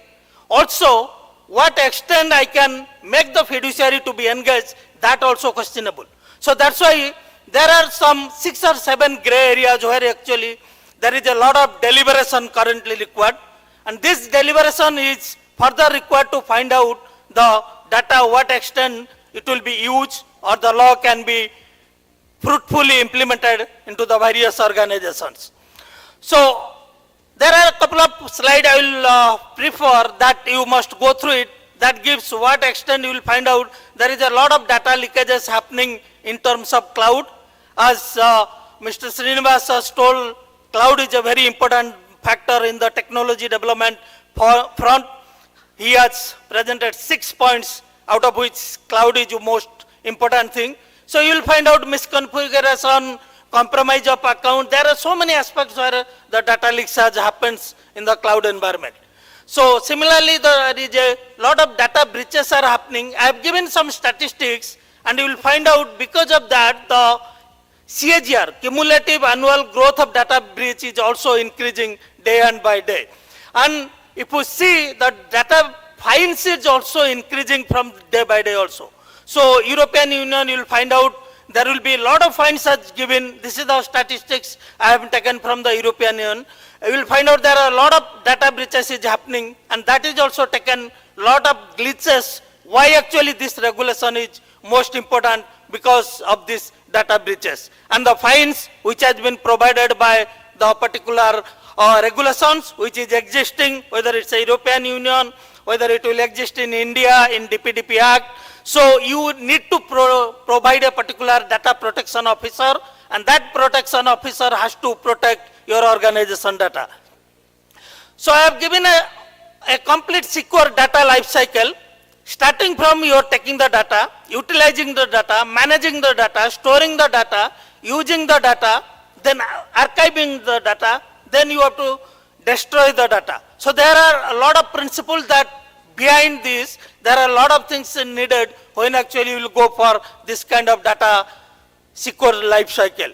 So I thought I will give a comparison between what is happening in terms of California law, what is happening in terms of GDPR, what is happening in terms of DPDP Act. These slides will be available. Dinesh can share with you guys. You can see there is a difference exists between these three laws once you go to implement these kind of laws. So, and it is companies by giving what I thought, if we are using provide a solution. So here I have given 8 steps as a DPDP Act, what you need to be compliant if you want to make your organization safe and secure. Similarly, I have given 5 best practices, how you follow these 5 best practices, and based on this you will find out to make your data to be secure. So that is where actually you have to define the framework, and you have to keep this DPDP compliance part, you have to keep this your best practices part, then you have to map with your controls and make your data secure. So in terms of data protection bill also, you will find out there are some measures that you need to provide. You appoint a DPO, you do a privacy analysis, you go to the control wise and do a impact analysis, you make a privacy enhancing preserving algorithms, you find out where actually your, for example, let's say we are operating in the telecom world. For us is the CDR data. Your customer data is very important to us. So we have to develop an algorithm to preserve that data. We have to create a log mechanism to store that data. We have to rotate that log mechanism so that we can store for 1 year of that data. So these kind of technical measures that you need to develop in your equipments, so that will take care of in the future. So so this is my last slide. So before leaving, I am just giving a very practical example. I think that will be important for all of you to understand, since Srinivas has given 3 technology. One is called as mobile, second one he told as artificial intelligence, third one he told as cloud. I could pick these 3. So I was traveling from Delhi to Mumbai, and it was an Indigo flight. When I was traveling in the Indigo flight, a person was sitting near me. So in that time, I find out the pilot go to the cockpit, and the flight started go to the turbulence. And the person sitting to me, he started looking at the cockpit, because I told, don't worry, it is Airbus 320. It is a high-end artificial intelligence based machine. It is learning with machine learning algorithms. He told, I don't care. Where is the pilot? So in the meantime, the pilot came, and the pilot go to the cockpit, and it is a coincidence, and the flight gets settled. So he said, look, this artificial intelligence, this machine learning does not solve the problems unless human beings intervenes there. So that's why your Mr. Srinivas, your cloud, your artificial intelligence, all this will be reside in the big data is your machine that is resides in your space. So all this will be operate when there will be a human factor in it. Thank you very much. Thank you for your patience.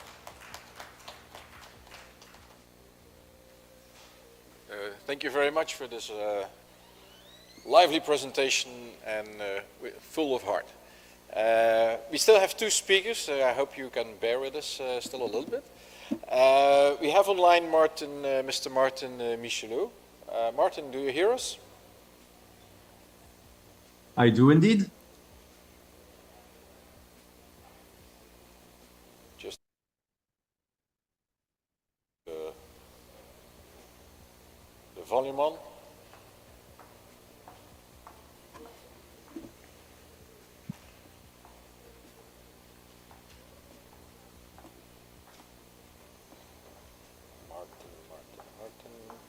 Hello, Martin. Hello to everyone. So I suppose this is Martin. There we go. The floor is yours. Thank you very much. Just give me one second so that I pull up my slides. Keep it a bit short because we are really out of time at the moment. So, I will do my best. Thank you very much. Thank you. So I actually wanted to speak to you today about the Cyber Resilience Act, which we heard from the other, heard a bit from the other speakers. Let me still try to find my slides. Just give me one more second. I know we have to be quick.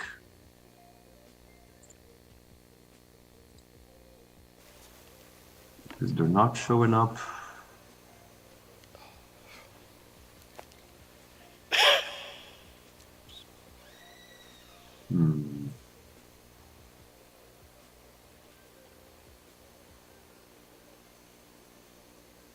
Here's everything. All right, so you should now be able to see my slides. So my name is Martin Michelot. I represent TIC Council. TIC Council is the International Trade Association representing the independent test and inspection and certification sector. We provide conformity assessment services for regulatory reasons or for good practice reasons. You heard from some of the previous speakers a bit about the Cyber Resilience Act, and I maybe wanted to tell you a bit more about this because I think this is an important piece of legislation coming from the European Union that will have an impact on global markets and on manufacturers across Europe, across India, and across the world. Access to the European market will now be bound by different rules. And I just wanted to tell you a bit about this because I really think it is something that is important. So in terms of the scope of the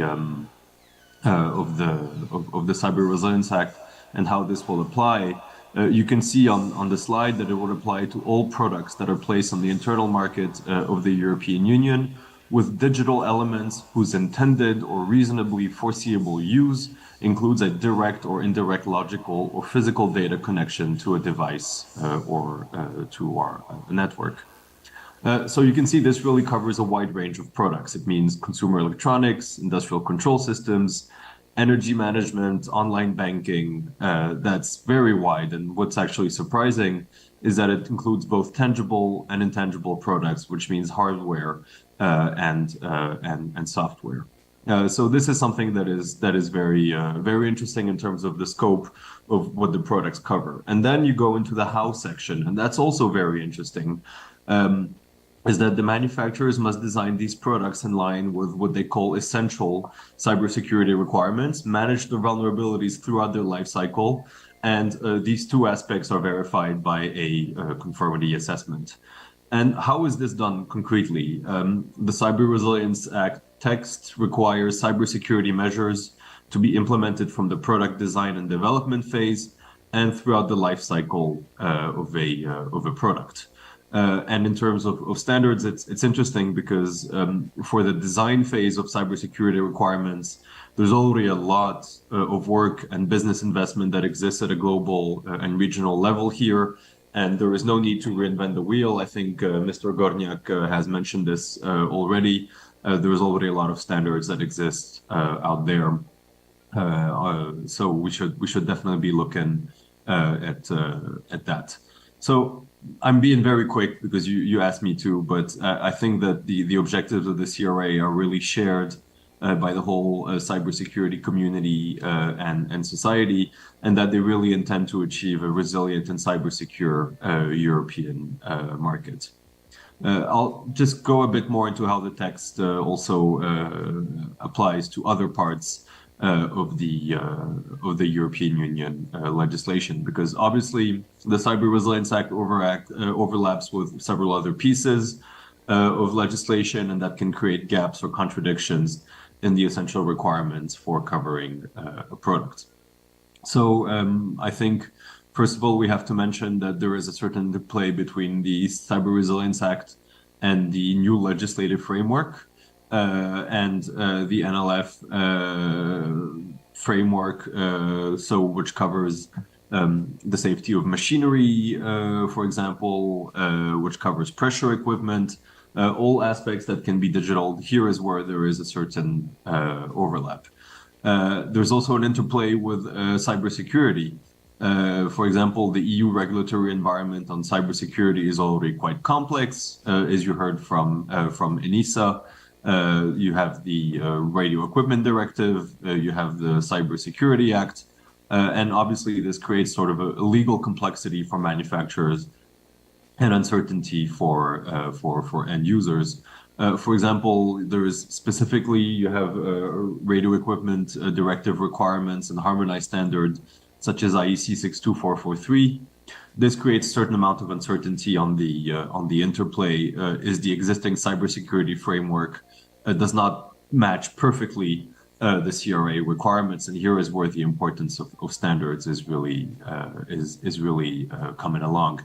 And I think here, if there is one message I want to leave you with, whether you're a small, medium-sized manufacturer, whether you're a large manufacturer, I think when you look at all the bubbles here, and I'm not even mentioning the general product safety rules, I'm not mentioning the NIS2, I'm not mentioning AI. Really, there is a special attention and alignment that should be done with regards to high product categories that are high risk product categories that are identified in other legislation. And really, I think here the tech sector and knowing the global markets can really be of great help for manufacturers to ensure compliance. Speaking of the compliance of manufacturers, I will be very quick here because I want, again, I'm asked to be short on time. But you see what are the obligations of manufacturers on this slide. The first step that a manufacturer will have to take is to do a risk assessment of the product following a risk-based approach. And that's a phase where manufacturers will assess whether their products may be subject to the Cyber Resilience Act and how their business will be classified depending on the risk exposure of their products. And this assessment will determine the measures that the manufacturers need to take or that the measures that need to comply with in order to comply with the requirements of the CRA. And here it's quite important in terms of due diligence because manufacturers will have to check their supply chains in terms of cybersecurity and also exercise due diligence when integrated components that are sourced from third parties. I think there's also, again, for the sake of being very fast, a very big discussion in Europe about the incident reporting obligations that manufacturers will have towards their national cybersecurity centers and towards the European Cybersecurity Agency. Always a question that I have when I see this is who verifies if these obligations are implemented and how. So there will be preventive mechanisms through conformity assessment. I'll get to this in my next slide. There will also be, as usual, an ex post mechanism of compliance through market surveillance. And when non-compliance is found, market surveillance authorities in Europe will be can require manufacturers to bring this non-compliance to an end or to prohibit that the product is made available. And if there is an issue, you can always levy fines. Here, I really want to highlight on what's important for me, and it's really that the risk assessment is done properly, because the lack of a proper risk assessment really determines how the product will be categorized and how the levels of protection, the levels of cybersecurity by design, cybersecurity by default that it will have to have.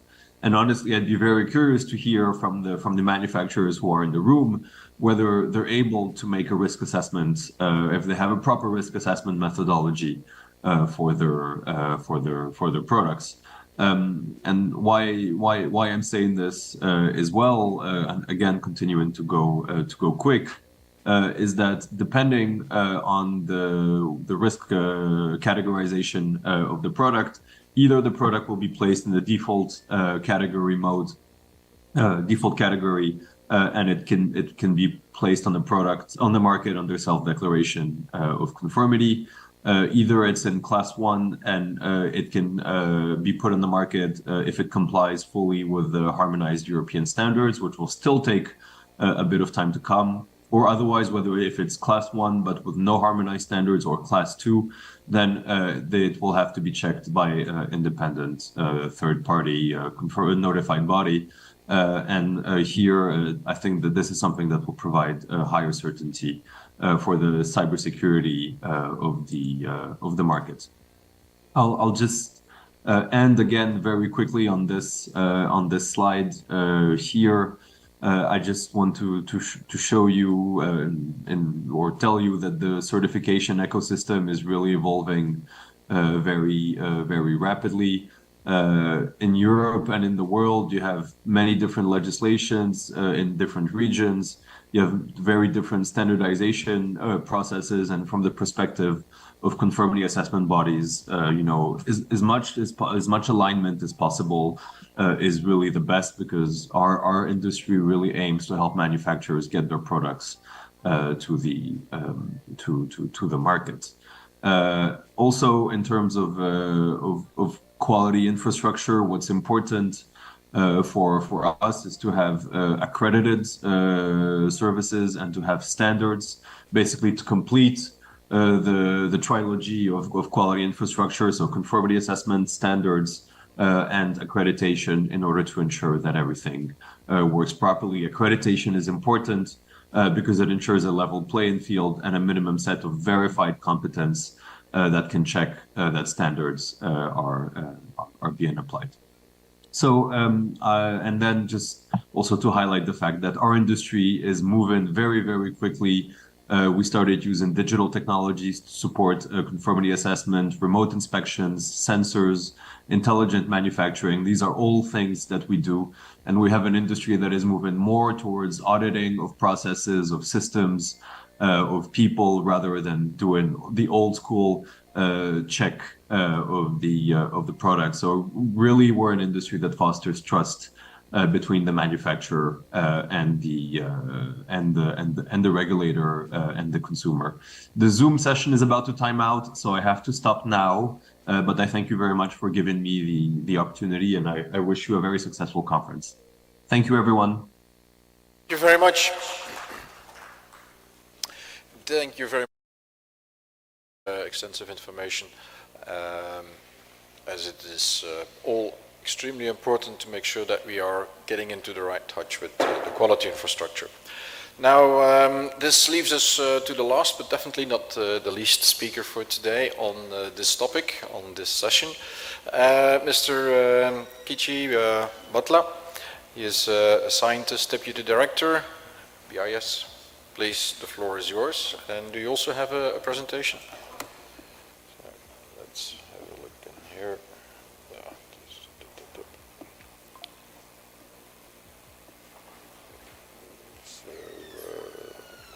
Yep. There we go. View. Full screen. There you are. Thank you, and hello everyone. As I'm standing at the last of this session and in between the next session and the tea, so I won't take much time and I will be skipping many slides, but will be coming to the main points. So basically I was about to cover overview of Bureau of Indian Standards and what standards as of now we have related to cybersecurity as well as data privacy. So overview of BIS I will try to skip, but in some points only that BIS, as you are aware, it's National Standards Body of India, and as National Standards Body of India, we are developing standards in many areas, which are specifically IT and non-IT as well, and the specific standards we can develop in any of the fields.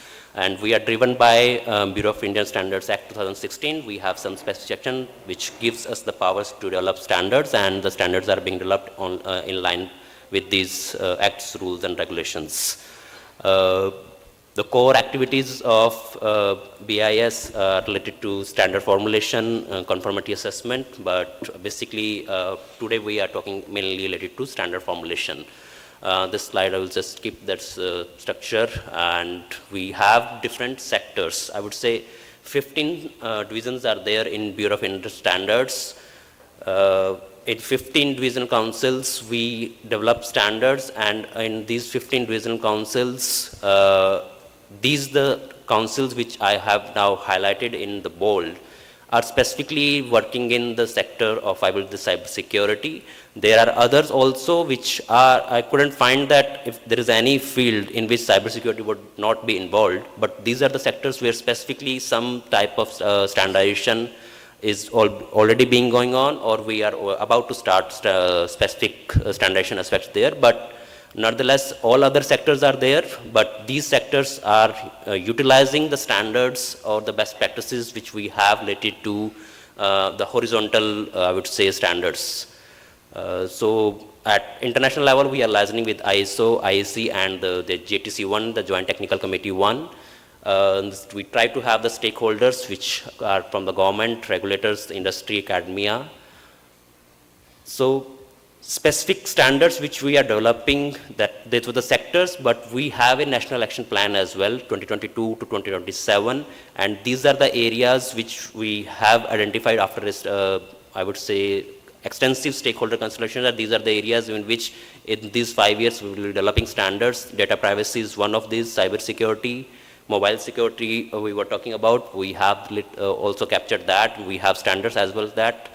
We were discussing about that, one of the speakers mentioned that there should be standards related to data governance as well as the maturity. So we are already working on those aspects, and I believe the standard is in the final stages to, after that it would be final published Indian standard. Then overall coming up to the trustworthiness aspect, trustworthiness is related to the cyber security. So if there is something we can call it a trustworthiness in terms of cyber security, then we can say that that's the cyber security risks have been already minimized. So we are trying to work in this area as well. So other areas are also there. But specifically related to security and privacy, I try to give this analogy always that in the physical world, there is always the law of land. But when we go to the digital world, law of land is already there. But what additionally you need to do apart from the law of land? The standards comes into picture. And standards will either, one thing, help you in adhering to rules and regulations, and second thing, it also helps in your business opportunities, enhancement, all these things are there, but rules and regulations would always be, we could say that, complied with the help of standards.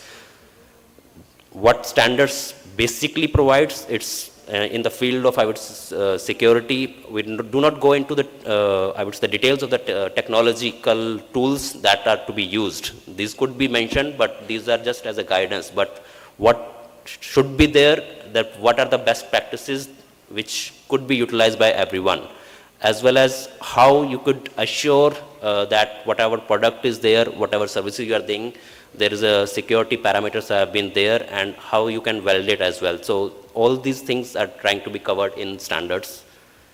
So basically, we have different committees, but I will be just highlighting some specific committees which are dealing with related to the aspects of cybersecurity or privacy. LITD 17, information system security and privacy. And international level, we are liaising with the ISO IC JTC1 SE27. I have listed some standards of this, will be in the next slides. Then is another committee, which is ETD 18, which is related to industrial process measurement and control. And at international level, we liaison here with IEC TC 65.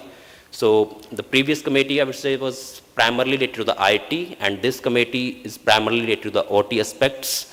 And another committee, which is of the service sector, because major, we could say, in terms of services we have where, in terms of economy, implications is there related to the financial services. So we have a SSD3 banking and financial services, and international level also ISO TC60H, which is related to financial services, which is developing many standards related to these aspects. And then I'm just listing down some of the standards, but due to paucity of time, I won't be giving to details of these standards. So one standard which all of, I would say, the players of the industry are already aware, the 27000 series is there, related to 27001, which is somehow is a horizontal which could be applied in each and every sector, but for each and every sector, some additional controls or some additional, I would say, the guidance is there, which is either being already there, being revised, or being developed. For example, we were, previous speakers mentioned related to the cloud. So there is specifically the standard 27017, which is related to cloud, how the 27001 could be applied in the cloud sector. And that standard, I would say, whoever is interested, please give your inputs to BIS, because the standard is under revision. So this is the right time. If you have anything concerns related to the cloud, please provide, and we will get that how it could be incorporated at the international level. Then standard, there is a 27032, which is recently published, which is specifically in the field of cybersecurity. There are different aspects, the network, application, internet. So this is specifically providing you the guidance related to the internet security. Then the 27103 is there, which is, I would say, the compendium of the standards, which gives you what all overall standards in the field of ISO ISC, and which we have also adopted in related to the cybersecurity field. Then overview of concepts in cybersecurity 27100. Then network security, application security, all these are listed, and you can have a look into when the slides will be shared with you. Then one specific now related to IoT 27400 has been just published, which is related to IoT. Then we have a set of standards which are related to evaluation criteria of IT security, methodology of IT security evaluation, then what could be the competence requirements for the who are evaluators of the security aspects. Then for the perspective of OT, we have IS IEC 62443 series, which is the adoption of the IEC 62443 series. Then specifically in the power sector, we have one indigenous standard 16335, that what security requirements the power sector have, but that standard is also now being revised. Similarly, related to privacy, we are talking about the data privacy. So we have an indigenous standard, which we have taken care of, I would say, all the frameworks which were there. IS 17428, data privacy assurance standards. Now, because we have now the Privacy Act as well. So considering that, now we have started revision of this standard to align whatever the terminology and I would say the requirements are there, so that we incorporate it. Because when we had published this standard in the late 2020 or the early 2021, at that time we had developed this standard based on that bill at that time which was there, which was after some time, I would say, discarded, and the new bill came. So now we will be aligning everything related to with respect to the new act. So whoever would be interested, your inputs are welcome there. Then we were talking about the mobiles. We have standards which we developed based on the, I would say, request of the government only, the Ministry of Electronics and STQC, IS 17737 series, which is specifically related to the mobile device security. Whatever mobile, everyone have the mobile, either you use it for the personal work or professional work. How we could ensure the security aspects of the mobile device primarily the OS aspect, applications which are pre-installed there, as well as some aspects of the hardware also. The controls are listed, and how that could be evaluated and tested, that also has been mentioned in this 4-part series of standards. Then some under development documents for IoT at international level. This standard is under development, which is related to specific guidance related to IoT devices, and we are contributing from India. Then IoT domotics, then a cybersecurity labeling framework for that is also for the IoT, consumer IoT, I would say. And we know that some standards are there related from HC as well in this field, that we are also looking into that when we will be developing Indian standard. So we incorporate everything from the ISO, IC and other fields as well. And for that perspective only, I will be informing the next slide that we are developing an indigenous standard which is specifically related to IoT devices. There are the standard at international level, which is for the IoT device controls, just like 27001 has controls. So 27400 standard is there, which is for IoT controls, whichever is there. How to assess and how to evaluate and what additional guidance in the perspective of Indian context could be there, that IoT device standard we are developing, and I would say that within next 3 to 4 months that should be a published standard. We were talking about AI, the previous speakers mentioned that, and for AI as well, I would say the 2 standards already we have just started, related to 27090 and 27091 under development. This is the initial stages, that both the perspective, the security and privacy concerns due to AI, as well as security and privacy concerns in the AI systems, that we've been trying to capture there in these 2 standards. This is the one I was talking about, IoT devices. So we will be issuing the revised IoT device standard most likely in the next month for public comments again. So that after that we'll be finalizing the standard. Apart from this, one more standard that we will soon be starting, that is related to management of mobile application permissions. So everyone have the mobile, we have the lot of applications installed, but what kind of permissions we are giving, we know, but what data they are collecting, no one knows, and for what purpose they are capturing. And they have their all on, I would say, points for which they are collecting. But to assure the consumer, as well as also that from the perspective of application developer and mobile manufacturer, that they can also assure that they are providing the applications and the permissions are only for the purpose for which it has been collected, the consent point. For that, we will be soon starting the development of standard, which will be specifically for management of mobile application permissions. So I was think that was all mainly related to the aspects, and whoever is, I would say, willing to contribute to standardization activities, please just contact BIS. There is no membership fee for that, but what we request is you provide us regular inputs. Thank you.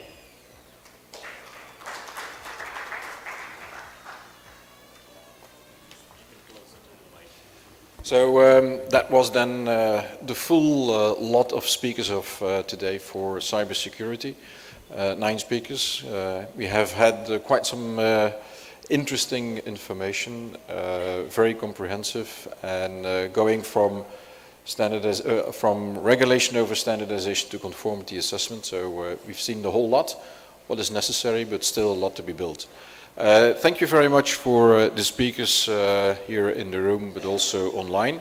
Thank you for the audience for your patience and your willingness to listen to all that information. And also thank you to Dinesh for the invitation and the very lively information that we have received. So the floor is yours. Thank you. Thank you, Bim. Thank you, dignitaries on the dais and speakers online. Yes, with the technical glitches. We had technical glitches, but I think we managed it. We are running quite late. So no tea break. Please take your tea, bring your tea and sit here again because we are starting immediately the next session. But before we do that, let's give them a round of applause, and I would like Wim to please felicitate our dignitaries. To begin with Dr. Shriram.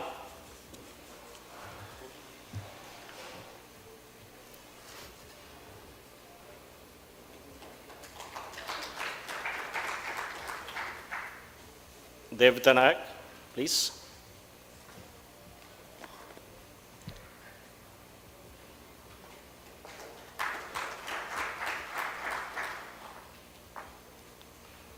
Kshitish ji, please.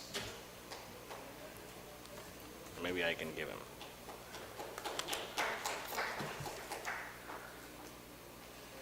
And I will take the onus to give you one.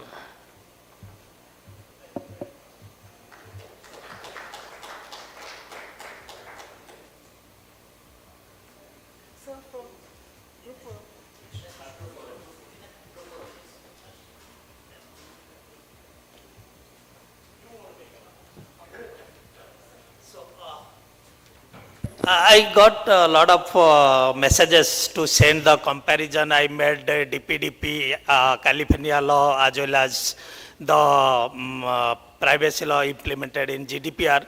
So this, you send me your email ID. I have already got a lot of messages. So I will definitely share the detailed analysis we have done in 60 countries. We have extensively DPOs employed there, so we are working. I will definitely send all of you. Thank you.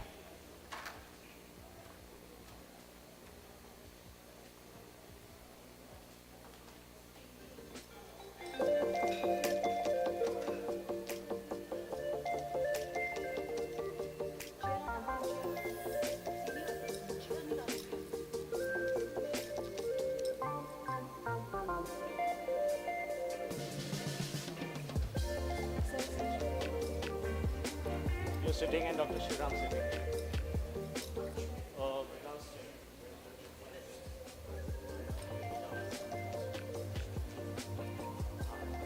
No problem.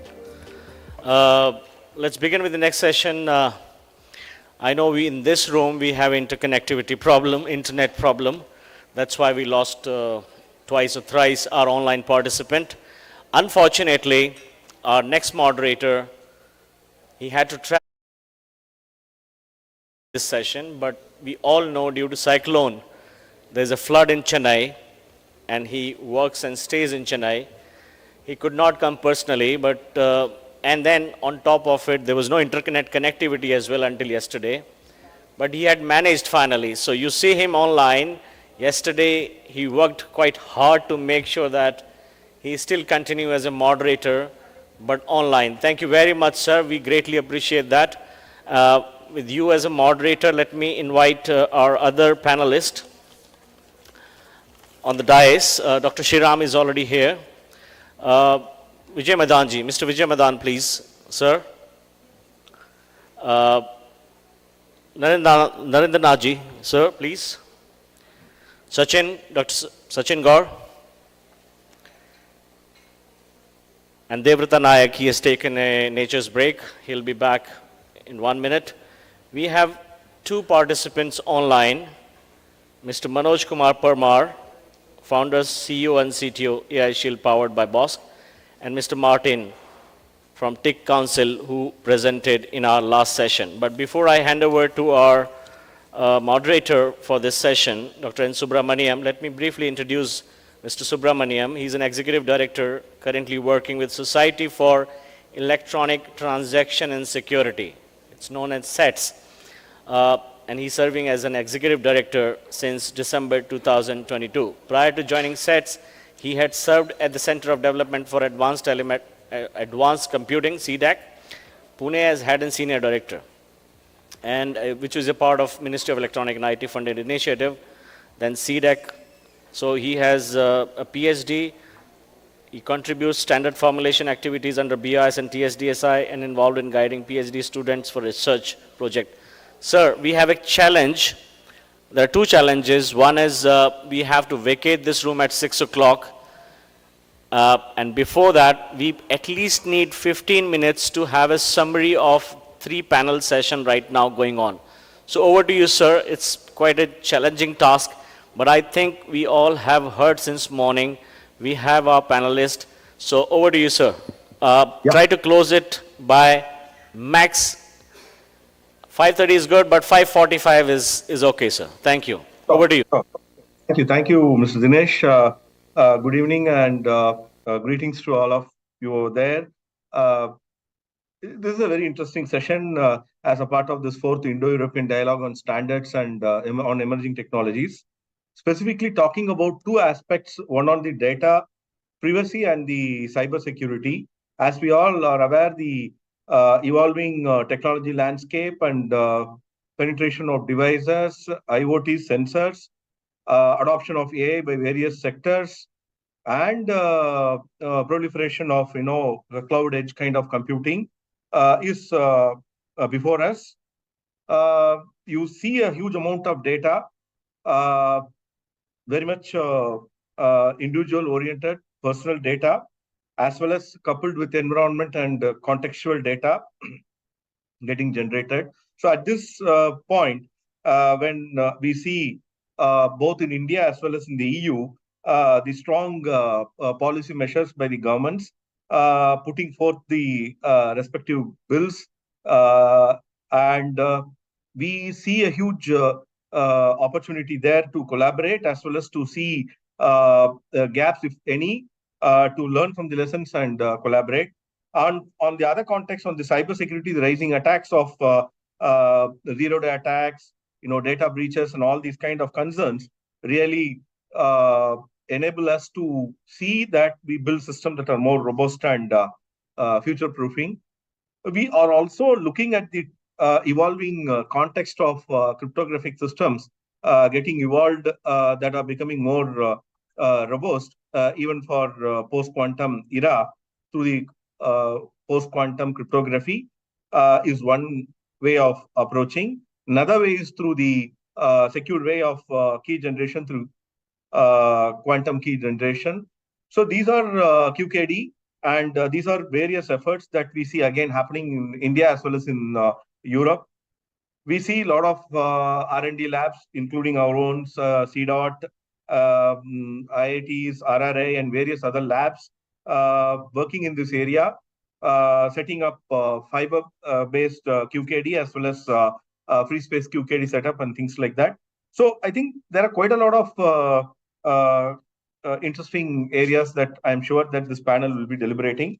Without much taking time, I would, the way in which we can go about this session is maybe we should invite the experts in the panel, and maybe initially they can give their remarks for 3 to 5 minutes, and then we can go with some specific kind of questions that have been brought out in the draft report, and we can kind of summarize it. So to get it started, may I invite Mr. Martin to be available here to kindly, or we can go with the online speakers. Maybe we can request Mr. Manoj Parmar, founder, CEO, and CTO of AI Shield powered Bosch, to share his initial thought, and then we can move to the other panelists. Thank you. Over to you, Mr. Manoj. Thank you. So, hi all. My name is Manoj. I am the CEO and CTO of AI Shield, which is a startup of Bosch. We have a simple mission. We are here to secure the AI systems of the world. And what we see is that the previous panels were discussing about the data security, as well as we are talking about the AI. And the European Union is almost closing into the European Union's AI Act, which is the upcoming news, let's say, the legislation around AI. One of the key concerns during this AI-related act was that how are we going to secure the AI systems? Historically, the security was always an afterthought. Take it as an internet, then we had it into the, the mobile era, then we have the IoT, then we have the cloud. The security was always an afterthought. And the key question was that, should it remain as an afterthought? Or when should we start learning? So this was one of the big questions that was there. And we started working on these questions very early in 2019, where we were working on securing the AI systems, where we identified what kind of security challenges for the AI exist. And then based upon that, how do we secure the AI systems? From our very pragmatic approach, from the technology controls and other things, we also educated let's say, the communities across the world, starting with the MITRE's Atlas. So MITRE is well known for their framework on the attack. we wrote together with MITRE and other leading industry players an Atlas framework, which is adversarial threat landscape for AI system, which got a lot of recognition and the influence across the world, and it has influenced the NISA's security of AI/ML, which is one of the key aspects. We also work with ETSI on their security of AI work group, which is a technical committee. And now the European Union's AI Act has an clause 15, which is for the high-risk systems that they need to be secure. And now the CEN-CENELEC has got a task to form a standard around it. And via ETSI, we are working on that how do we form the standards. So this is the first time that in the history that along with the AI, which is being pushed and regulated, the security is also being asked. Just to compare and contrast, the NIS2 for the security and the CRA, which is the Resiliency Act, closed now, and it all talks about the classic thing. It took 30 plus years to get into the standardizations with respect to the security of the classical, let's say the software assets, infrastructure network, and all of this thing. And this time we are leapfrogging. So we have identified the gaps, and now this time we are moving forward much faster, where we are saying that if we are going to adopt AI, better be secure by design, secure by development, and secure by deployment upfront. The security has to be the one of the core tenet. So that's, let's say, that's my opening remark, that this time we are doing very differently, and we are happy to share that out of the India with all of our technologies, we have contributed significantly to the European Union, as well as the US NIST AI risk management framework. And now we are working with a DOT here in order to formulate the security and robustness for the AI system. So that's all from my side, and wonderful to be here and really eager to listen to other panelist viewpoints. And Subbu sir, thank you for hosting. Thank you, Manoj, for those crisp and important points what you said. May I now request Mr. Narendra Ji, Joint Secretary NSCS, to share his initial remarks. So over to you.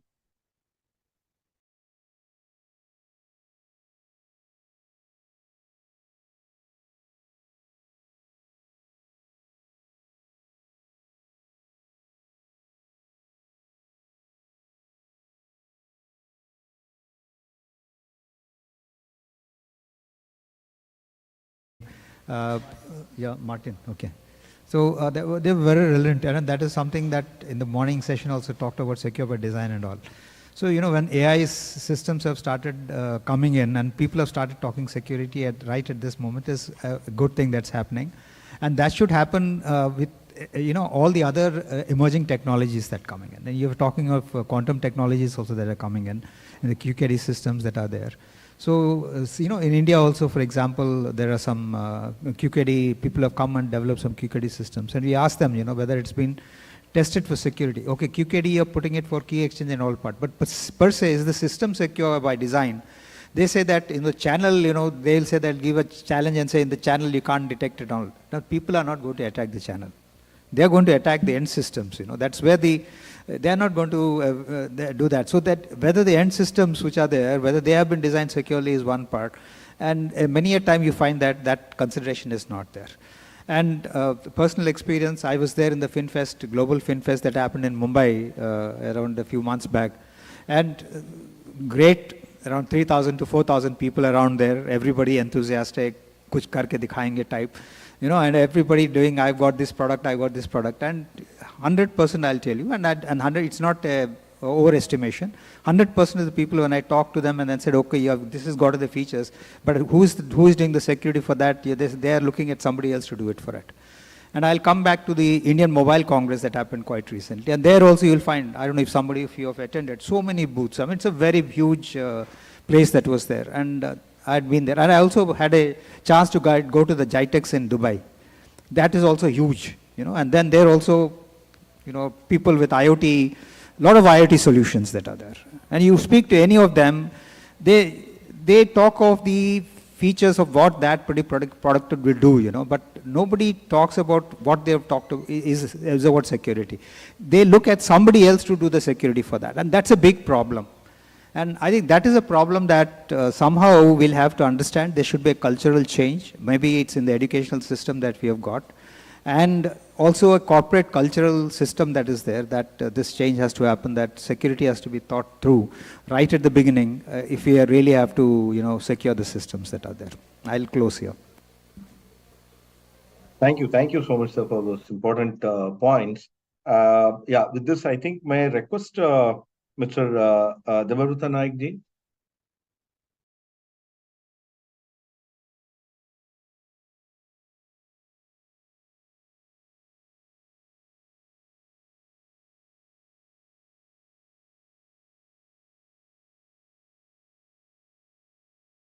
Thanks, Chair, for giving the opportunity.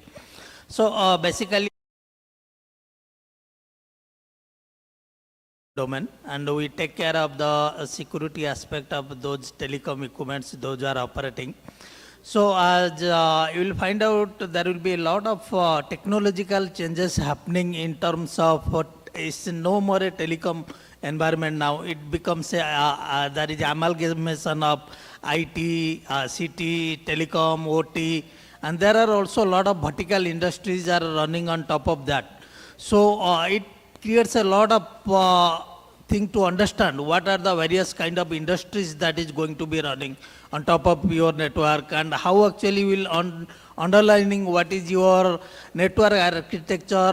For example, let's say we are giving a certain set of security recommendation and implementing that into the equipments. But when it goes to the environment, it has to be gel with the environment, setting a certain set of security requirements. That has to also work in hand to hand with, because they do not want to change those kind of existing security requirements.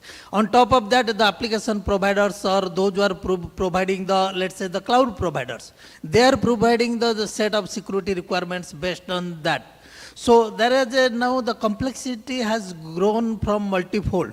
So based on this, we have to visualize as how actually we have to make your system such that it will scale up, and it will also see one layer above it and one layer below it, and take care of those security aspects into account. And as Sir has rightly pointed out, designing a security is even if we say, but it's a very cumbersome job. Making a let's say a lot of security code analysis, which is very much essential. Very rightly Sir has pointed that security by design should be in the principle of the cultural change. Unless that will be embedded, so this will be take a little bit of further timing. For example, currently we are going a service-based architecture, and that service-based architecture is a cloud native. And that cloud native, all these services, those where we are running, now they run with a token-based architecture.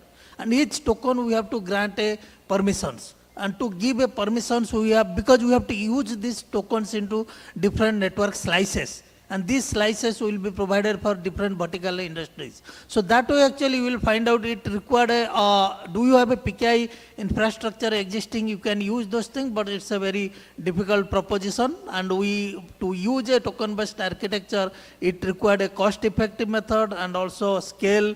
So these are some new techniques are coming. So the moment we will utilize those kind of technologies.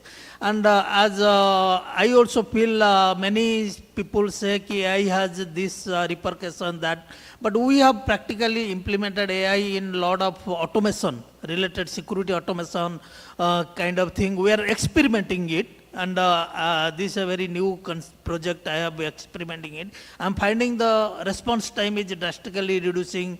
The manpower employed is also reducing. Mundane task is repeatedly doing, which is AI can perform. So there are a lot of advantages by using AI in the security domain also. So that way actually you will find it, there will be a paradigm shift will happen.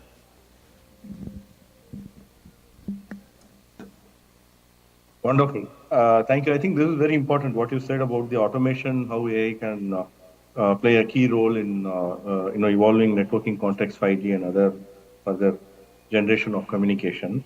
May I now request Mr. Vijay Madanji to kindly share his views? Thank you. Actually, I'll take up from where my colleague left it. So perhaps we were aware of earlier physical systems, then we came to cyber systems. And one definition was physical cyber system, but now it is becoming cyber physical systems. where I saw a diagram recently which was saying society 5.0 and into 2030.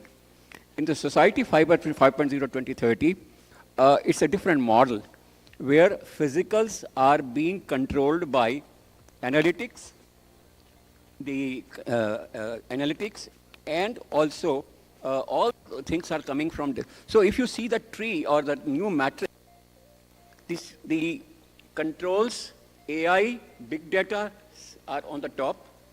Then it has got two, physical space, cyberspace, and cyber controls the physical. That's the reverse cycle now. It will happen in 2030. Secondly, there are a lot of data type, physical, public data and private data. Public data is on portals. Government are asking people to be free to port any data on top of it. But private data is closed-chested. So how do we do differently the public data and the private data? Actually, too much data sharing, hesitation is there on part of public data and private data, of course, and all that. So how to control, how to manage? Should we trust? Should we test or trust that they are doing fine? Otherwise, auditing everything will become an issue for the regulator also and for the top bodies like Mr. Narendranath and other things are saying. So public data has to be pruned, cleaned, filtered, and also to be identified what is critical data and what is non-critical data and classify. So these are important steps which we have to do for the public data.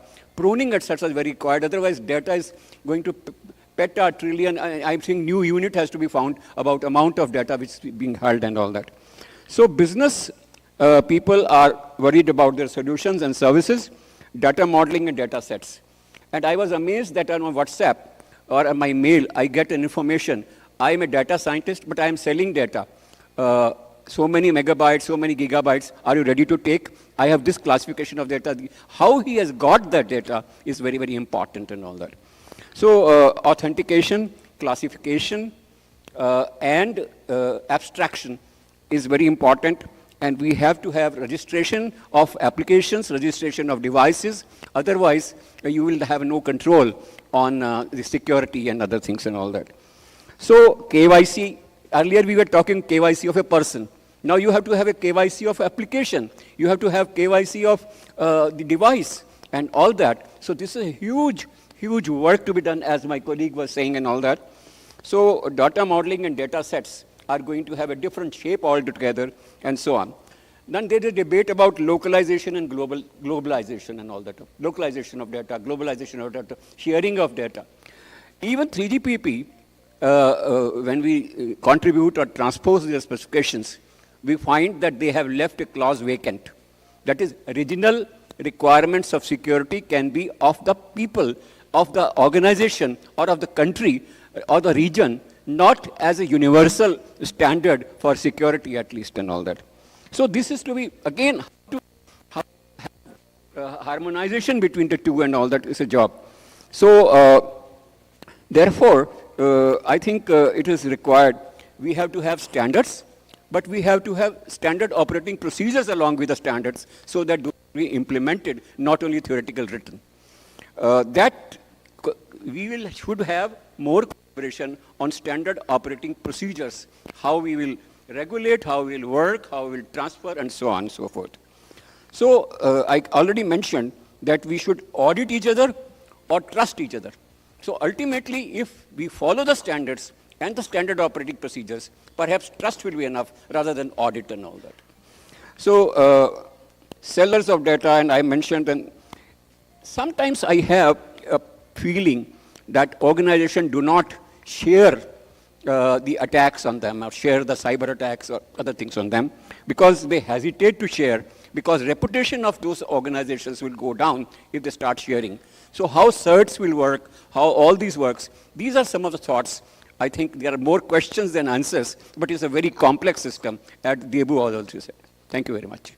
Thank you, Madanji, and yeah, rightly highlighted the cyber physical system, the challenges moving towards society 2030, 5.0, what you said, data modeling challenges for private and public data. Yeah. Now, may I invite Dr. Sriram to kindly share his initial thoughts.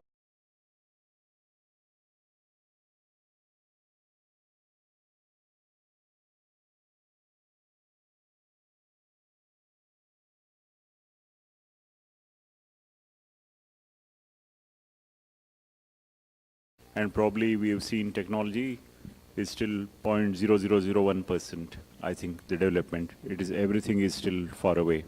As every few months we see new and new breakthroughs. For example, IBM has announced a 1000 qubit computer now, which is there. And if you were to take the past 3-4 weeks, or maybe 1 month you take, not even 6 months, not even 2 years, the number of AI breakthroughs that have happened is amazing and phenomenal. Anyone who is following that space. Okay, so the rapid pace at which this is going, you get into an immensely complex systems and societies. So there, I'd just like to add, we should take a leaf out of nature's book. Okay, so for example, you take biological systems, highly complex, right?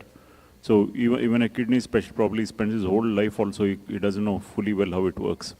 So the thing is, security and privacy are treated as part of the system. It's very natural. For example, your white blood cells, your immunity system, and so on. It is not something that is taken on and bolted in, added as an afterthought, as a nuisance to be thought of.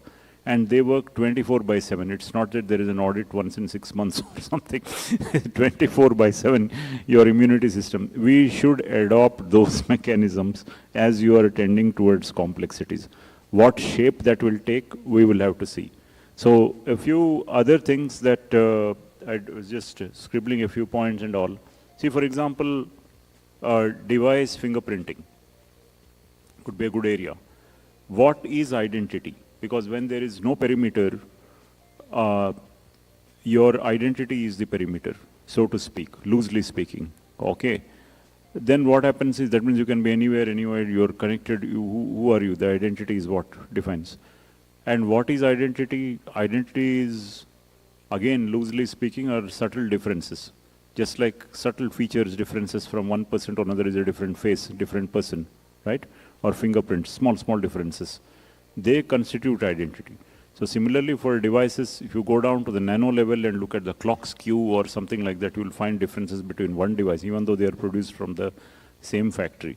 And those, if you apply machine learning and all those things, suddenly you will find the behavior different.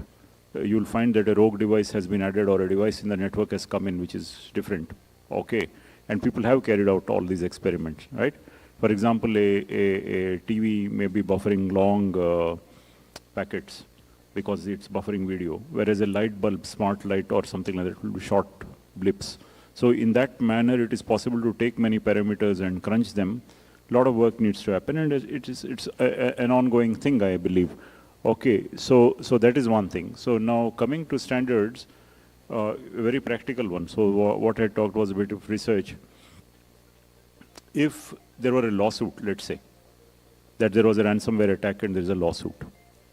Okay, one of the safest things that can be there is the organization can show that it is ISO compliant.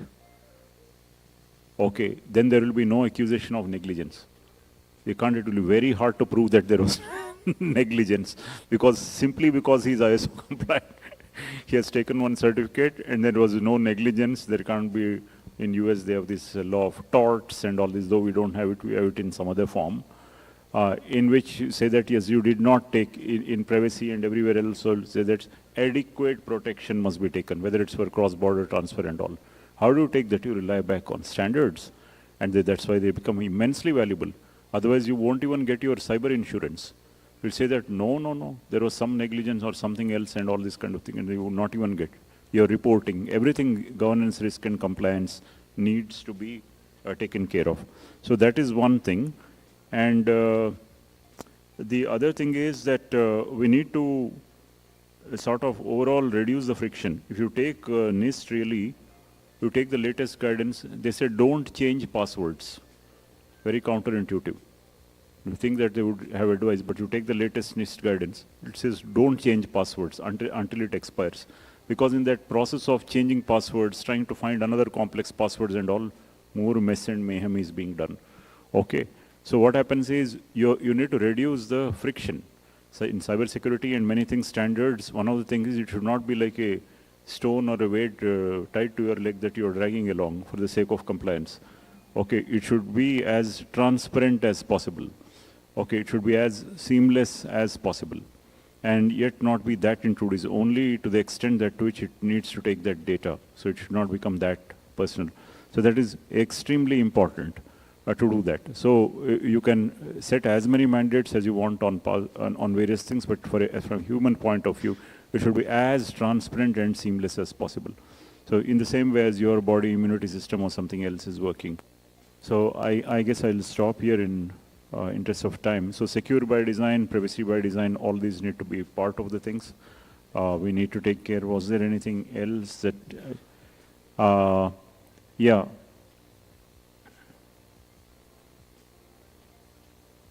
So these fields like UEBA, user entity behavior analysis and all. So we need to foster startups. There's the last thing I want to mention. So for startups, we are incubating about 40 cybersecurity and privacy product startups with us. So we really need to invest there because they have gone all the way out to bring out a new value proposition in the system, and these are all new fields, they want to do it. And of course, there'll be mergers. That really is one major thing that we are missing out. Hello, yeah. Probably from a separate point of view, funding point of view, let's say. A lot of Indian money is not going to Indian startups. They're if you see most of the unicorns, they're all foreign funded. So though people are there in construction industry and XYZ industries where they're sitting on thousands of crores, and maybe they're buying expensive cars also for luxuries, but a few crores to put into startups and all, they're not doing it. So that is the mindset that needs to really change so that we can foster the entire ecosystem. People are there with bright ideas. People are there who are willing to give it their all. They will work day and night. They want to see the success and all, and not just be in their art, grinding out another job, right? So there are entrepreneurs. We need to really encourage them and mentor them, foster them with all the guidance that experienced people have here. Okay, so that is the thing. So I'm like in Telangana and in Hyderabad, we are fostering a lot of ecosystems there. I'm sure it's there in the other parts, but this will be one good way ahead, right? Thank you. Thank you, Mr. Sriram. Yeah, very important points. And looking further, like deriving the knowledge or the learning pattern from the biological immune systems for self-healing based approaches like a human immune system, device fingerprinting, and fostering startup. These are all very important points. Now, let me invite Mr. Sachin Gaur to share his initial.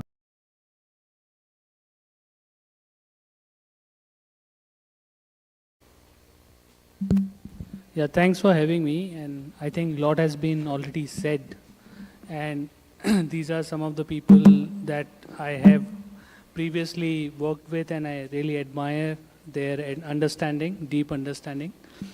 I am an Indian citizen who is living in Europe, and I would like to maybe share some examples which kind of complement what they have said, because like what Mr. Madan painted was a futuristic, idealistic vision. What Mr. Nath mentioned is what is the reality of our society today.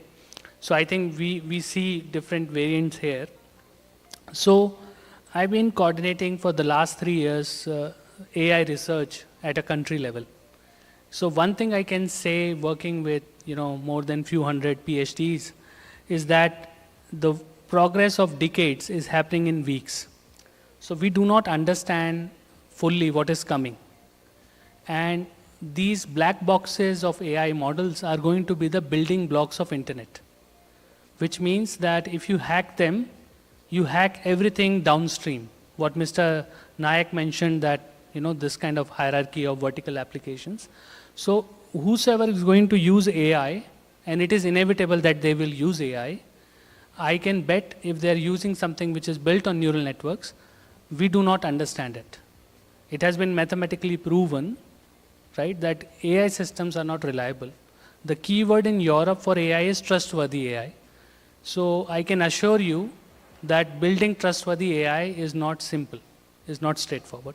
So that's one key point I want to mention from my experience working at the national level. Second thing I want to mention is trust. I think I had several discussions with Mr. Madan in past about trust. And one thing I really like living in Nordics is that trust is very natural in that society. So if you go to Nordics, the first thing you have to acquire is bank ID. So let's say here in India, I would be a customer of an ICICI or an HDFC bank. So I could use my bank login in any private service to log in. So when I'm using a private service like a marketplace to sell and buy things, the level of KYC that Mr. Madan mentioned is at the bank level KYC. So I am participating in a safe and secure internet, which brings the trust. So I'm just complimenting your point, sir, that how Nordics have implemented trust, and you can actually experience it. So it's not futuristic. The third thing, we have talked about data, and I would mention another European country here, which we can see as a lighthouse, is Estonia. So what happens in Estonia, let's say if I'm a private citizen, and if somebody is looking at my data, first of all, the system is organized in a citizen-centric approach, meaning everything that is my data belongs to me, and if somebody is visiting my data or looking at my data, it creates a log in the system. So people like judges or police have lost their jobs because they were not having permission to look at the data of private citizens. Now imagine if I am sitting here in Delhi and Delhi police has some data on me. Do I know that Delhi police has data on me? The answer is no. So when we are basically getting into a digital society, and if we really want to empower citizens, I think we can first think about how we organize data. So we are happily willing to give all our data, let's say, to an American company if they give us free services. So there is no, understanding for a user that what are they parting ways for. Of course, regulations help. I think we are getting there in terms of regulation. But I think at a system level also, we have seen these kind of infrastructure built already. Estonia is running on this system for already now for 10 or 11 years. So there is some good examples that we can learn from each other. I can stop here. Thank you. Wonderful. Thank you. I think I appreciate the experiences that have been shared on AI research trust and mainly the analysis from the privacy impact assessment, what we may be touching upon soon.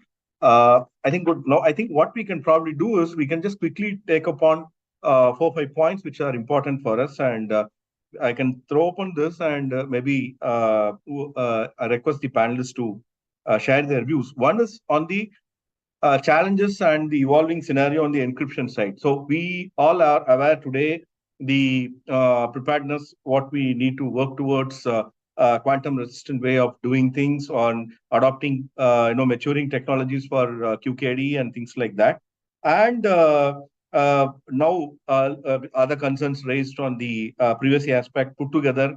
What are those things that we feel that how you see the strengthening between the EU and Indian cooperation can be strengthened for standardization and addressing the gaps and things like that? Any member from the panel can comment on it.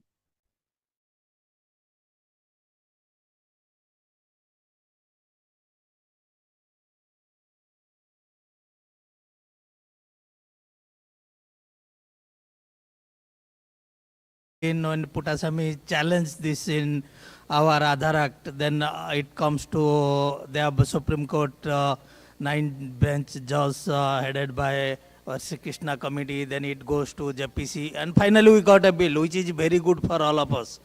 And this is what we have to acknowledge. The moment we got this bill, the bill has been found out. One of the aspect is we call it as though many people say there is a lot of similarity between GDPR and our bill. That's true, it's not an issue. But in terms of parent consent, GDPR has given a consent from 13 to 16 years, and that depends on also the situation and the technology they are using. Whereas in our case, it is 18 year, and it is 18 year is somehow I can relate to 18 year consent mechanism used by China. China is always use a 3 wall. Everybody knows there is a Great Wall of China, and the second is the sand wall, and the third one they are using a firewall. So by doing this, so we must understand for us to proliferate the, I mean, in terms of innovation and playing the people with the a lot of data and doing a lot of activities during COVID time study. The 18 year consent, whatever is given, that is one area that probably has drawn with different inference. I'm not saying it has drawn from China. What I'm saying, both countries have the similar references. So this is what one of the, and the most important thing is the exemption part which has been given to the lot of startups and also statistical data, heuristic data. So these are the great things which has been done in our bill, and which is basically provide lot of innovation in the startup space. So that is one of the greatest advantages that you can find out. But we are still observing what will come as the data protection board. The moment the data protection board will come, we will observe what is the security reasonable practices that need to be spelled out and all these things, and existing security practices. On that, top of that, we will definitely try to build what are the extra mechanism we will follow, and we are closely monitoring what way actually the data protection board will spell out a lot of things. Maybe there are 4 or 5 areas there was ambiguity, but it may be clear during the data protection board will come into force. So this is what my somebody else can.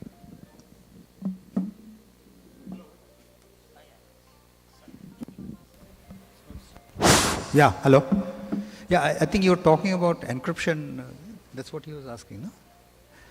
Yeah, so regarding the encryption, yeah, there's a lot of work currently. You know, we talked about the QKD systems and post-quantum encryption that we are talking about. Specifically discuss, so the challenge currently we find is, you know, people are coming with the systems, but how do you validate those systems is an issue there. Somebody comes up with a system and he claims many claims, and we don't have a mechanism for, you know, testing, certification and validation of those claims. So this is one area I think, you know, India and Europe can work together to come up with mechanisms for, you know, testing, certification and validation of the systems. That's my take on that. Thank you. Maybe Narendraji can comment on this.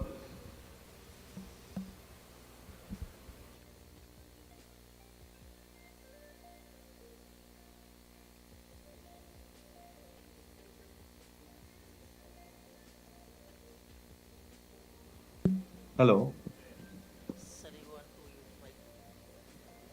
You are just, no, I just want to, what my previous speaker has told, not sir, I just could not say, Sachin. So Sachin has told that in the national level, how actually when they are building the AI models, they say actually large language models, LLM models will be built. And when you LLM models will be built, basically they will, when you do a system call, you get a parameters. But here, you are not getting a parameters. You are getting as a system call as a neural network. You will download a particular neural network. He has rightly told, whatever input you are giving, you don't know after certain processing what is the output comes out. That is what only the AI can define what AI will provide the output. But having said that, when you do such kind of language modeling in the confined probability, when we define the probability of a particular system, under that probability, having a system with a predefined resource, CPU capacity, memory capacity and all this, we could similarly, very easily we can predict what will happen in terms of security when you do the pseudo-random number generator, we call it. We say the key is breakable because of pseudo-random number generator. We can still say it is a random, but it is a pseudo-random. So similarly, when we are building our large language models, in terms of using it for our let's say for commercial purposes, we are using based on certain testings, based on giving the inputs and outputs and testing on the models. And of course, it is a growing area. So definitely it will take some time and maturity, but you can still do some kind of predefined input and output test. If your output does not fall in the line of your input you have prescribed, then you have all the rights to reject what is actually happening in the intermediate states. So that is what actually one stage you can do it. Yeah.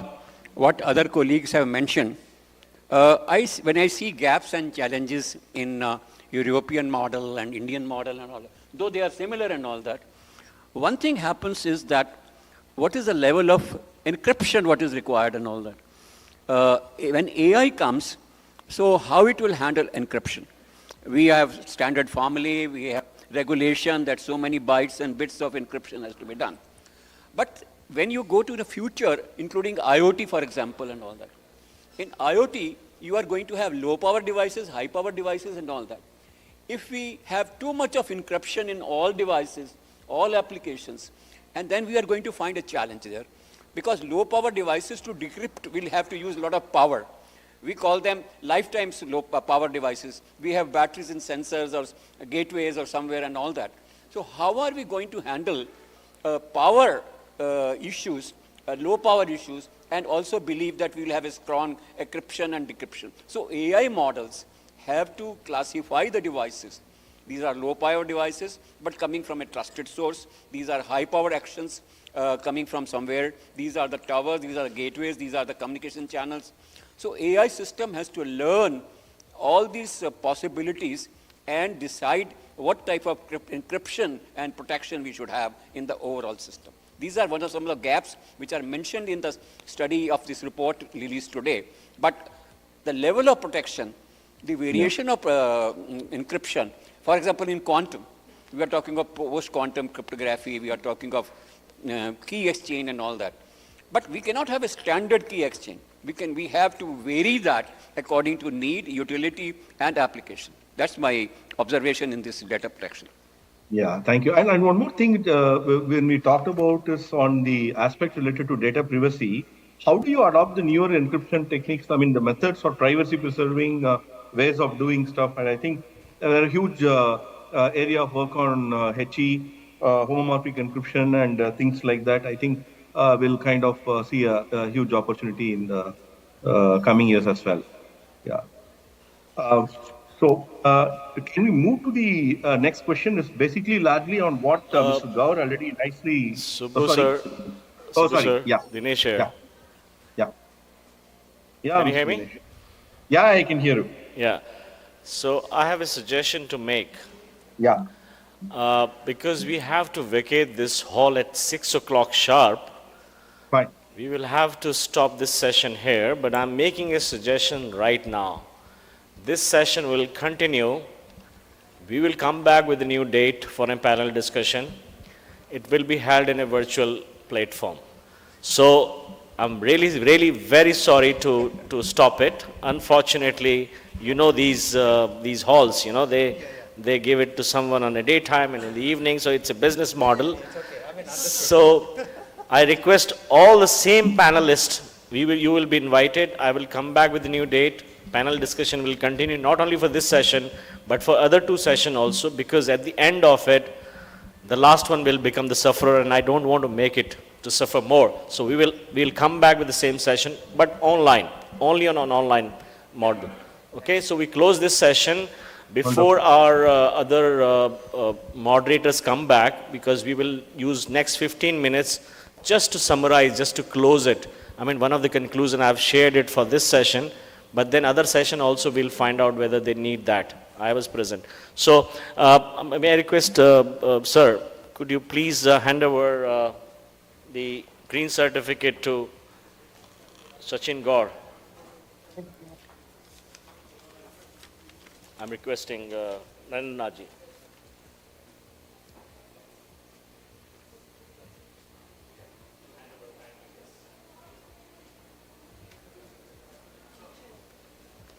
Thank you, Nitin. Thank you, sir. Thank you, Sachin, for the participation. And one more, sir, to Mr. Vijay Madan. Next one to Mr. Vijay Madan, please, sir.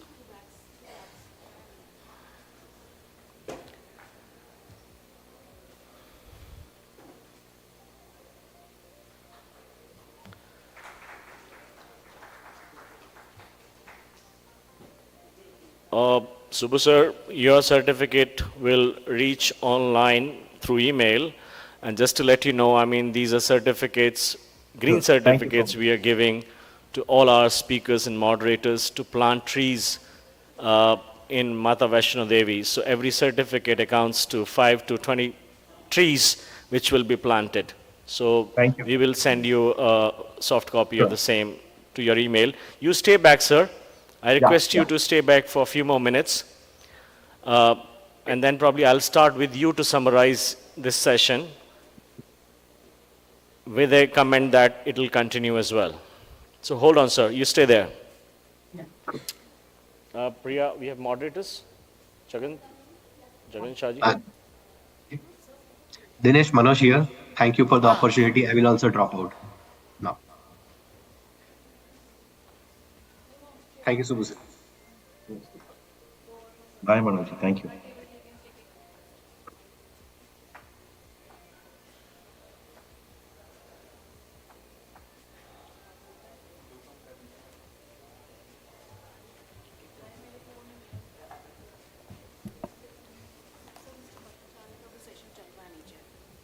Okay.